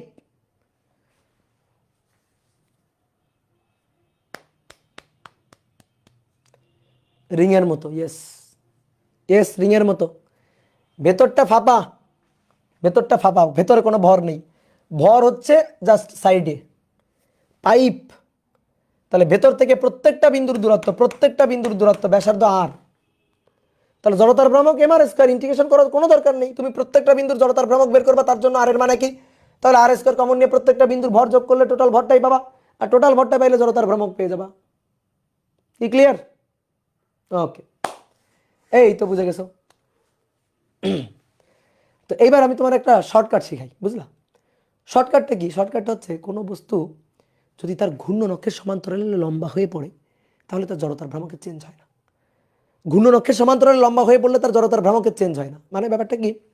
মানে ব্যাপারটা হচ্ছে যা রিং তাই পাইপ, ঠিক আছে, যা রিং তাই পাইপ। ধরো এইটা একটা রিং, তাহলে রিংয়ের এই যে রিংয়ের এইটা হচ্ছে অক্ষ, এই যে এটা হচ্ছে অক্ষ, এর জড়তার ভ্রামক হচ্ছে I = mr²। ওকে, এবারে এই যে রিংটা, এই রিংয়ের উপর অনেকগুলো রিং পর পর পর পর পর পর পর পর বসায় লম্বা করে ফেলো, তো কাঠামোটাকে লম্বা করে ফেলো, একটা রিং তারপর আরো একটা রিং তারপর আরো একটা রিং পর পর পর পর পর পর বসাবা। তাহলে পর পর পর পর বসাইলে দেখো তো এইরকম দেখতে মনে হবে না? এই একটা রিং, তারপরে এই আরো একটা রিং, এই আরো একটা রিং, এই আরো একটা রিং, এভাবে পর পর পর পর বসাও, এভাবে পর পর পর পর বসাও, অনেকগুলো রিং পর পর বসালে দেখো জিনিসটাকে এরকম দেখতে মনে হবে কিনা? তাহলে সেটা একটা পাইপ হয়ে যাবে না? এই রিংটাই এককালে একটা পাইপ হয়ে যাবে না? বলো, এই রিংটাই এককালে একটা কি হয়ে যাবে? পাইপ, পাইপ হয়ে যাবে। তাহলে জড়তার ভ্রামকের সূত্রের ফরম্যাট চেঞ্জ হয় না, অর্থাৎ এরও জড়তার ভ্রামক একই থাকবে। মেয়েরা চুরি কেনে না, দেখছো তো? চুরি দেখবা 1 ডজন একসাথে এক থোকা করে করে কেনে, একটা চুরি কেনে কেউ? তো চুরি, একটা চুরি একটা রিং, কিন্তু অনেকগুলো চুরি পর পর পর পর বসে উপরে লম্বা হয়ে গেছে এরকম, তাহলে সেটা একটা পাইপ। তাহলে কোনো বস্তু যদি তার ঘূর্ণন অক্ষের সমান্তরালে লম্বা হয়ে পড়ে, তাহলে জড়তার ভ্রামকের সূত্র একই থাকে, সূত্রের ফরম্যাটটা চেঞ্জ হয় না। বুঝলা? চুরি কিনছো কখনো? মেয়েরা তো কিনছো, ছেলেরাও কিনছো হয়তো, হ্যাঁ? তাহলে কি হবে? জড়তার ভ্রামকের সূত্র একই থাকবে, তাই না? জড়তার ভ্রামকের সূত্র একই থাকবে। এখন অনেকে এটা এই কথাটার ভুল মিনিং করে যে ভাই আপনি বললেন কি ব্যাপার, জড়তার ভ্রামকের মান রিং এবং পাইপের জন্য একই? না, রিং এবং পাইপের জন্য জড়তার ভ্রামকের মান একই এই কথা আমি একবারও বলিনি। আমি বলছি সূত্র একই, আমি বলছি সূত্র একই। একটা রিংয়ের ভর এবং একটা পাইপ বা ফাঁপা সিলিন্ডার তার যে ভর একই হবে এটা তো আমি বলি নাই। ভরের মান M, I = mr², I = mr²। একটা রিংয়ের জন্য যে ভর, অবশ্যই পরপর যদি অনেকগুলো রিং বসে ভর একটু বাড়বে, জড়তার ভ্রামক চেঞ্জ হবে, জড়তার ভ্রামকের মান চেঞ্জ হবে, বাট আমি বলছি সূত্রের ফরম্যাট একই থাকে। কথার ভুল মিনিং কিন্তু করবে না, বুঝতে পারছো? ভালো করে মাথায় ঢুকাই নাও। ক্লিয়ার? তাহলে এবার আর একটা হিসাব আমরা করব, 6 নম্বর লাস্টের হিসাবটা। 6, এটা হচ্ছে একটি নিরেট সিলিন্ডার, একটি নিরেট সিলিন্ডারের জড়তার ভ্রামক, একটা নিরেট সিলিন্ডারের মধ্যবিন্দুগামী লম্ব অক্ষের সাপেক্ষে জড়তার ভ্রামক।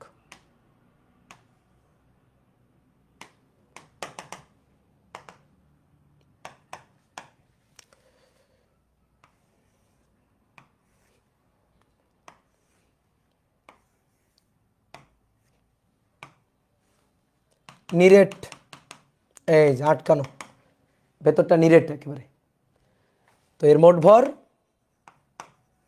ভর এম, আর মোট দৈর্ঘ্য এল, এর জড়তার ভ্রামক বের করতে হবে। তো বলো দেখি এর জড়তার ভ্রামক বের করতে পারবো কিনা আমরা? পারবো।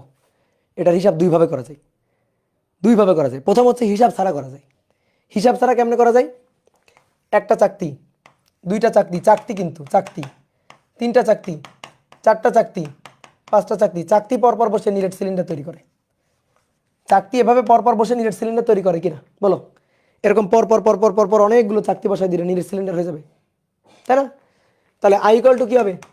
একটা চাকতির জন্য কি 1/2 mr², একটা চাকতির জন্য। তাহলে চাকতি যদি এরকম ঘূর্ণন অক্ষের সমান্তরালে চাকতি যদি পরপর পরপর অনেকগুলো বসে যায়, অনেকগুলো বসে যায়, তাহলে সেটা একটা নিরেট সিলিন্ডার হবে।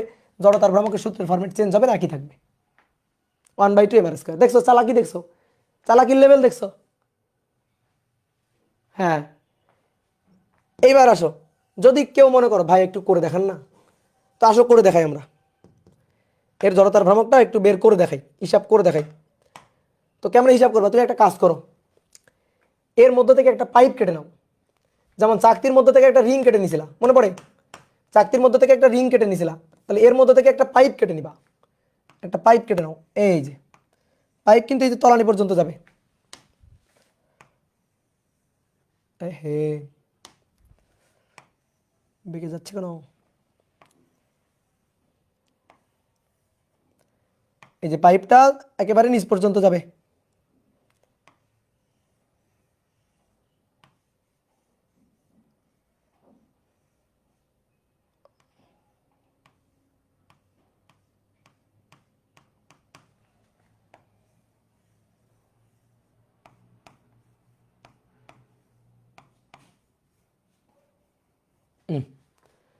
বুঝলা? এই পাইপের যে পুরুত্বটা, দ্যাট ইজ ডিএক্স। এই পাইপের যে পুরুত্ব,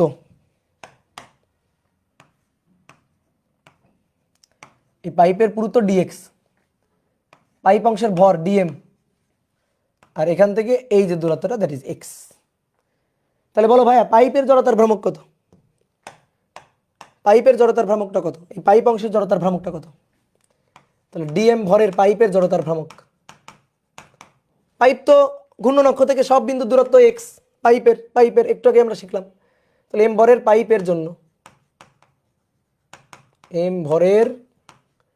পাইপের জন্য, ডিআই, তাহলে এটা হচ্ছে এক্স স্কয়ার ডিএম, তাই তো? বলো। হ্যাঁ, তাহলে পাইপের জন্য এম আর স্কয়ার, তো এর ভর কত? ডিএম। তাহলে এম আর স্কয়ার, এম এর জায়গায় ডিএম আর আর এর জায়গায় এক্স, তাহলে পাইপ অংশের জড়তার ভ্রামক। ঠিক আছে, এবার আমরা পাইপ অংশের জন্য তো নিলাম, এখন আমি টোটালটা চাই, তাহলে আমার ইন্টিগ্রেশন করতে হবে। তো বলো তো এরকম কয়টা পাইপ আছে? বলো এরকম কয়টা পাইপ আছে? অনেকগুলো পাইপ। এখানে একটা পাইপ, এখানে একটা পাইপ, এখানে একটা পাইপ, এরকম অনেকগুলো পাইপ আছে। তাহলে কতগুলো পাইপ মিলে এই সিলিন্ডারটা তৈরি করছে বলো? কতগুলো পাইপ? অনেকগুলো পাইপ। দেখো একটু নিচে এঁকে রাখি, নিচে একটু তোমাকে পাইপ দেখায় রাখি। এই একটা পাইপ, এই যে অনেকগুলো পাইপ নিয়ে এই সিলিন্ডারটা তৈরি করছে। তাহলে লিমিট x = 0 থেকে x = r, এটা হচ্ছে x এর লিমিট। দেখো যে পাইপটা এখানে আছে সেই পাইপটার জন্য x0, আর যে পাইপটা একেবারে প্রান্তে আছে তার জন্য xr। মানে আগে তুমি হিসাব করছো কিসের? আগে তুমি হিসাব করছো হচ্ছে চাকতির, এবার হিসাব করবা পাইপের। তাহলে আমি যদি জড়তার ভ্রামক আই চাই, টোটাল জড়তার ভ্রামক I, integration x² DM, limit 0 to r। এইবার ডিএম বের করতে হবে। ডিএম হচ্ছে এই পাইপের ভর। তাহলে একটা কাজ করো, এই পাইপটাকে এখান থেকে খুলে উঠাই নিয়ে আসো, বাইরে উঠাই নিয়ে আসো পাইপটাকে, পাইপ কিন্তু। এবার পাইপটাকে উঠাই নিয়ে এসে মাঝখান দিয়ে কাটো, মাঝখান দিয়ে কাটার পরে দেখো তো এই পাইপটাকে দেখতে এরকম পাও কিনা। ধরো এটার হাইট হচ্ছে এইচ, হাইটটা হচ্ছে এইচ। তাহলে মাঝখান দিয়ে কেটে পাইপটাকে উঠাই নিয়ে আসার পরে দেখো তুমি এই পাইপটাকে এরকম দেখতে পাচ্ছ কিনা।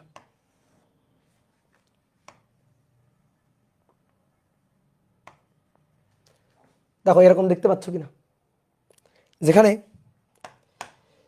এটা হচ্ছে ডিএক্স পুরুত্ব আর এটা হচ্ছে এইচ হাইট, ডিএক্স পুরুত্ব, এইচ হাইট, আর এটা ছিল এক্স। তাহলে এটা যদি এক্স থাকে তাহলে দৈর্ঘ্যটা হয়ে গেছে 2πx। তাহলে এবার এর আয়তনটা বের করো,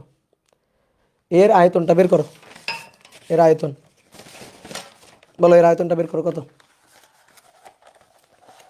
দেখো এই যে পাইপ, কাগজটা দেখো, পাইপটা এখানে ছিল, মাঝখান দিয়ে কাটছি,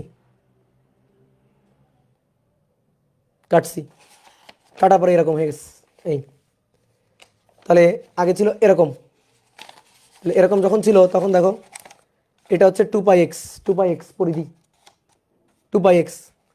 তাহলে এই যে এটা 2πx, এটা হাইট এইচ, আর এই যে কাগজের পুরুত্বটুকুই তো ডিএক্স ছিল। তাহলে এর আয়তন কত? ঠিক আছে, আমি দেখো আবারও বলতেছি, এই যে পাইপ এখানে ছিল,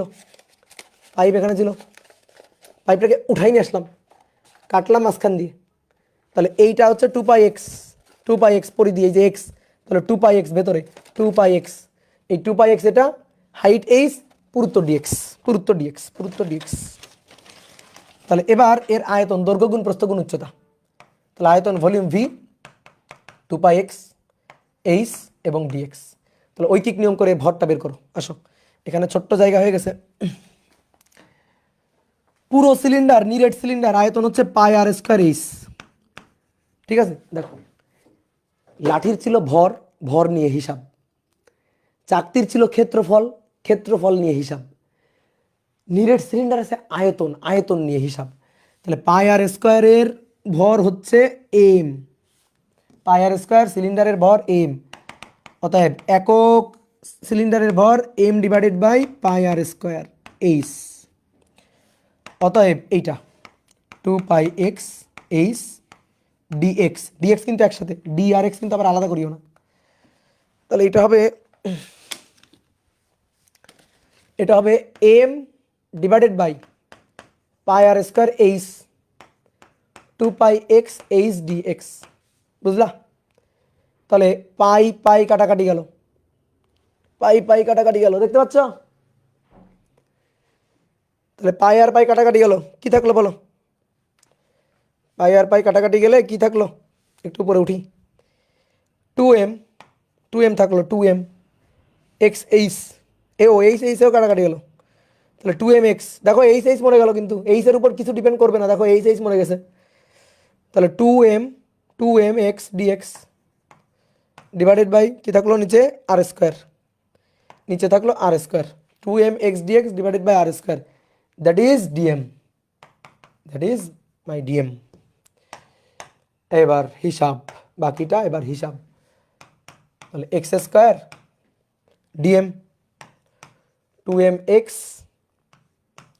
আর square dx, limit 0 to r, 2mx dx r square সম্মানে বাইরে যাবে 2m, সসম্মানে বাইরে যাবে r square, x x square x cube dx r 0 থেকে r, তাহলে 2m by R square x to the power 4/4, that means r to the power 4/4, কাটাকাটি হয়ে যে লাউ সেই কদু থাকলো 1/2m আর স্কোয়ার। এত কষ্ট করে বের করলাম জড়তার ভ্রামক, হলো চাকতির জড়তার ভ্রামক 1/2m আর স্কোয়ার। এই দুঃখের কি বলো শেষ আছে? বলো, এই দুঃখের এই কষ্টের কি কোনো শেষ আছে? এভাবেই একটা সরু দণ্ড দেখতে দেখতে সিলিন্ডার হয়ে গেল। হ্যাঁ,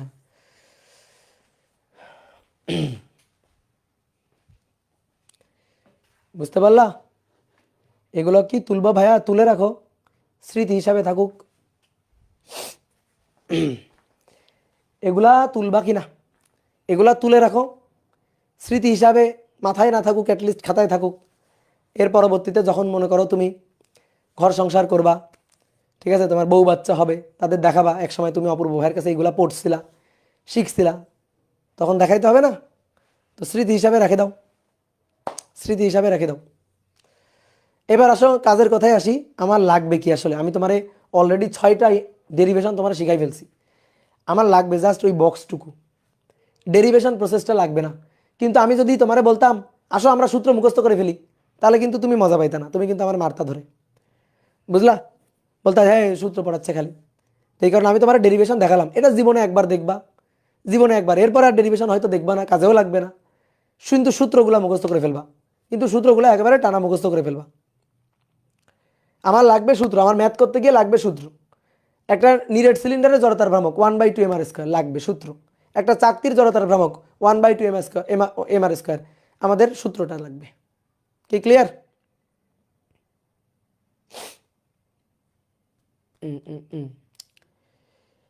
তাহলে এবার শোনো, আর আর একটা জিনিস তোমাদের একটু বলি, সেটা হচ্ছে 7 নম্বর। এই ডেরিভেশনটা আমি তোমাদের করাবো না, জাস্ট লিখে দিচ্ছি। এটা হচ্ছে একটা নিরেট গোলকের জড়তার ভ্রামক, এটা লাগে বাট আমাদের বইতে ডেরিভেশন নাই। নিরেট গোলকের জড়তার ভ্রামক, নিরেট গোলকের জড়তার ভ্রামক, একটা নিরেট গোলক।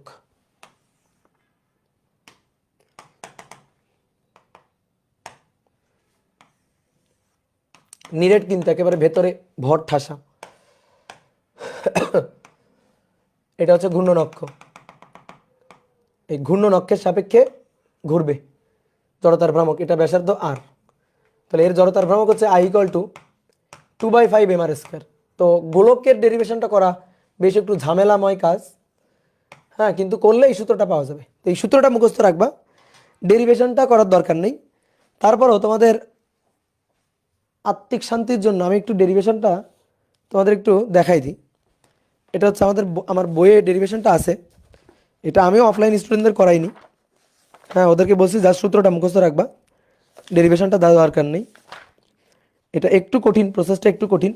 আমি তোমাদের এখানে ক্যামেরায় দিচ্ছি, তো তোমরা একটু স্ক্রিনশট দিয়ে রাখো, ঠিক আছে? কেউ যদি করতে চাও আর কি, ডেরিভেশনটা কেউ যদি করতে চাও, কারো যদি খুব বেশি পিনিক থাকে আর কি, তাহলে এটা দেখবা। এই যে দেখো, দেখা যাচ্ছে? আপনার বই কিভাবে পাবো? আমার বই পাওয়ার দরকার নাই, আমার বইয়ে যা আছে তার চেয়ে তোমাদের বেশি পড়াই দিছি, বুঝছো? আমার বইয়ে তেমন কিছুই নাই।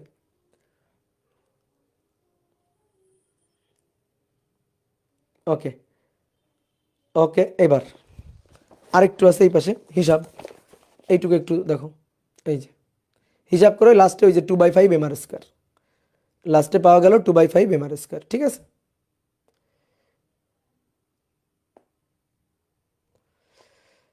ওকে, এই তাহলে ডেরিভেশনটা যদি দেখতে চাও এখান থেকে একটু দেখে নিবা। তাহলে আজকে এই পর্যন্ত। হ্যাঁ, তোমাদের দুইটা পড়া দিই, দেখি তোমরা নিজেরা পড়বা। একটা জিনিস পড়বা হচ্ছে হোমওয়ার্ক, সেটা হচ্ছে তোমরা নিজেরা পড়বা, বই ঘাটাঘাটি করে বা গুগল ঘাটাঘাটি করে পড়বা। একটা হচ্ছে লম্ব অক্ষ উপপাদ্য, লম্ব অক্ষ উপপাদ্য, আর একটা হচ্ছে সমান্তরাল অক্ষ উপপাদ্য। এই দুইটা জিনিস, সমান্তরাল অক্ষ উপপাদ্য, এই দুইটা একটু পড়ে আসবা, ঠিক আছে? বোঝার দরকার নেই, জাস্ট বই দেখে বা গুগল ঘেটে যেখান থেকে পারো জাস্ট একটু পড়ে আসবা, বাট বোঝার দরকার নেই, আমি ক্লাসে বুঝাই দিব, কিন্তু জাস্ট পড়বা একবার। ওকে, তাহলে আমরা কিন্তু অনেক দূর আগাই গেছি অলরেডি, ঠিক আছে? অনেক দূর আগাই গেছি, জড়তার ভ্রামক পার্টটা শেষ হয়ে গেলে কিন্তু ধাপাধাপ সব শেষ হয়ে যাবে। তাহলে আজকে এই পর্যন্ত থাকুক, ঠিক আছে? সবাইকে শুভেচ্ছা, গুড নাইট, টাটা।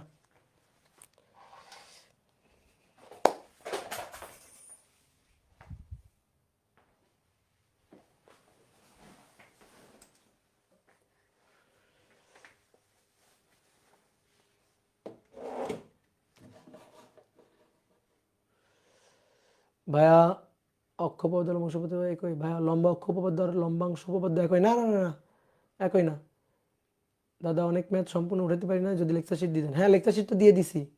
ও সরি, আগের দিনে লেকচার শিটটা দিয়ে দিচ্ছি, আজকে দিয়ে দিচ্ছি।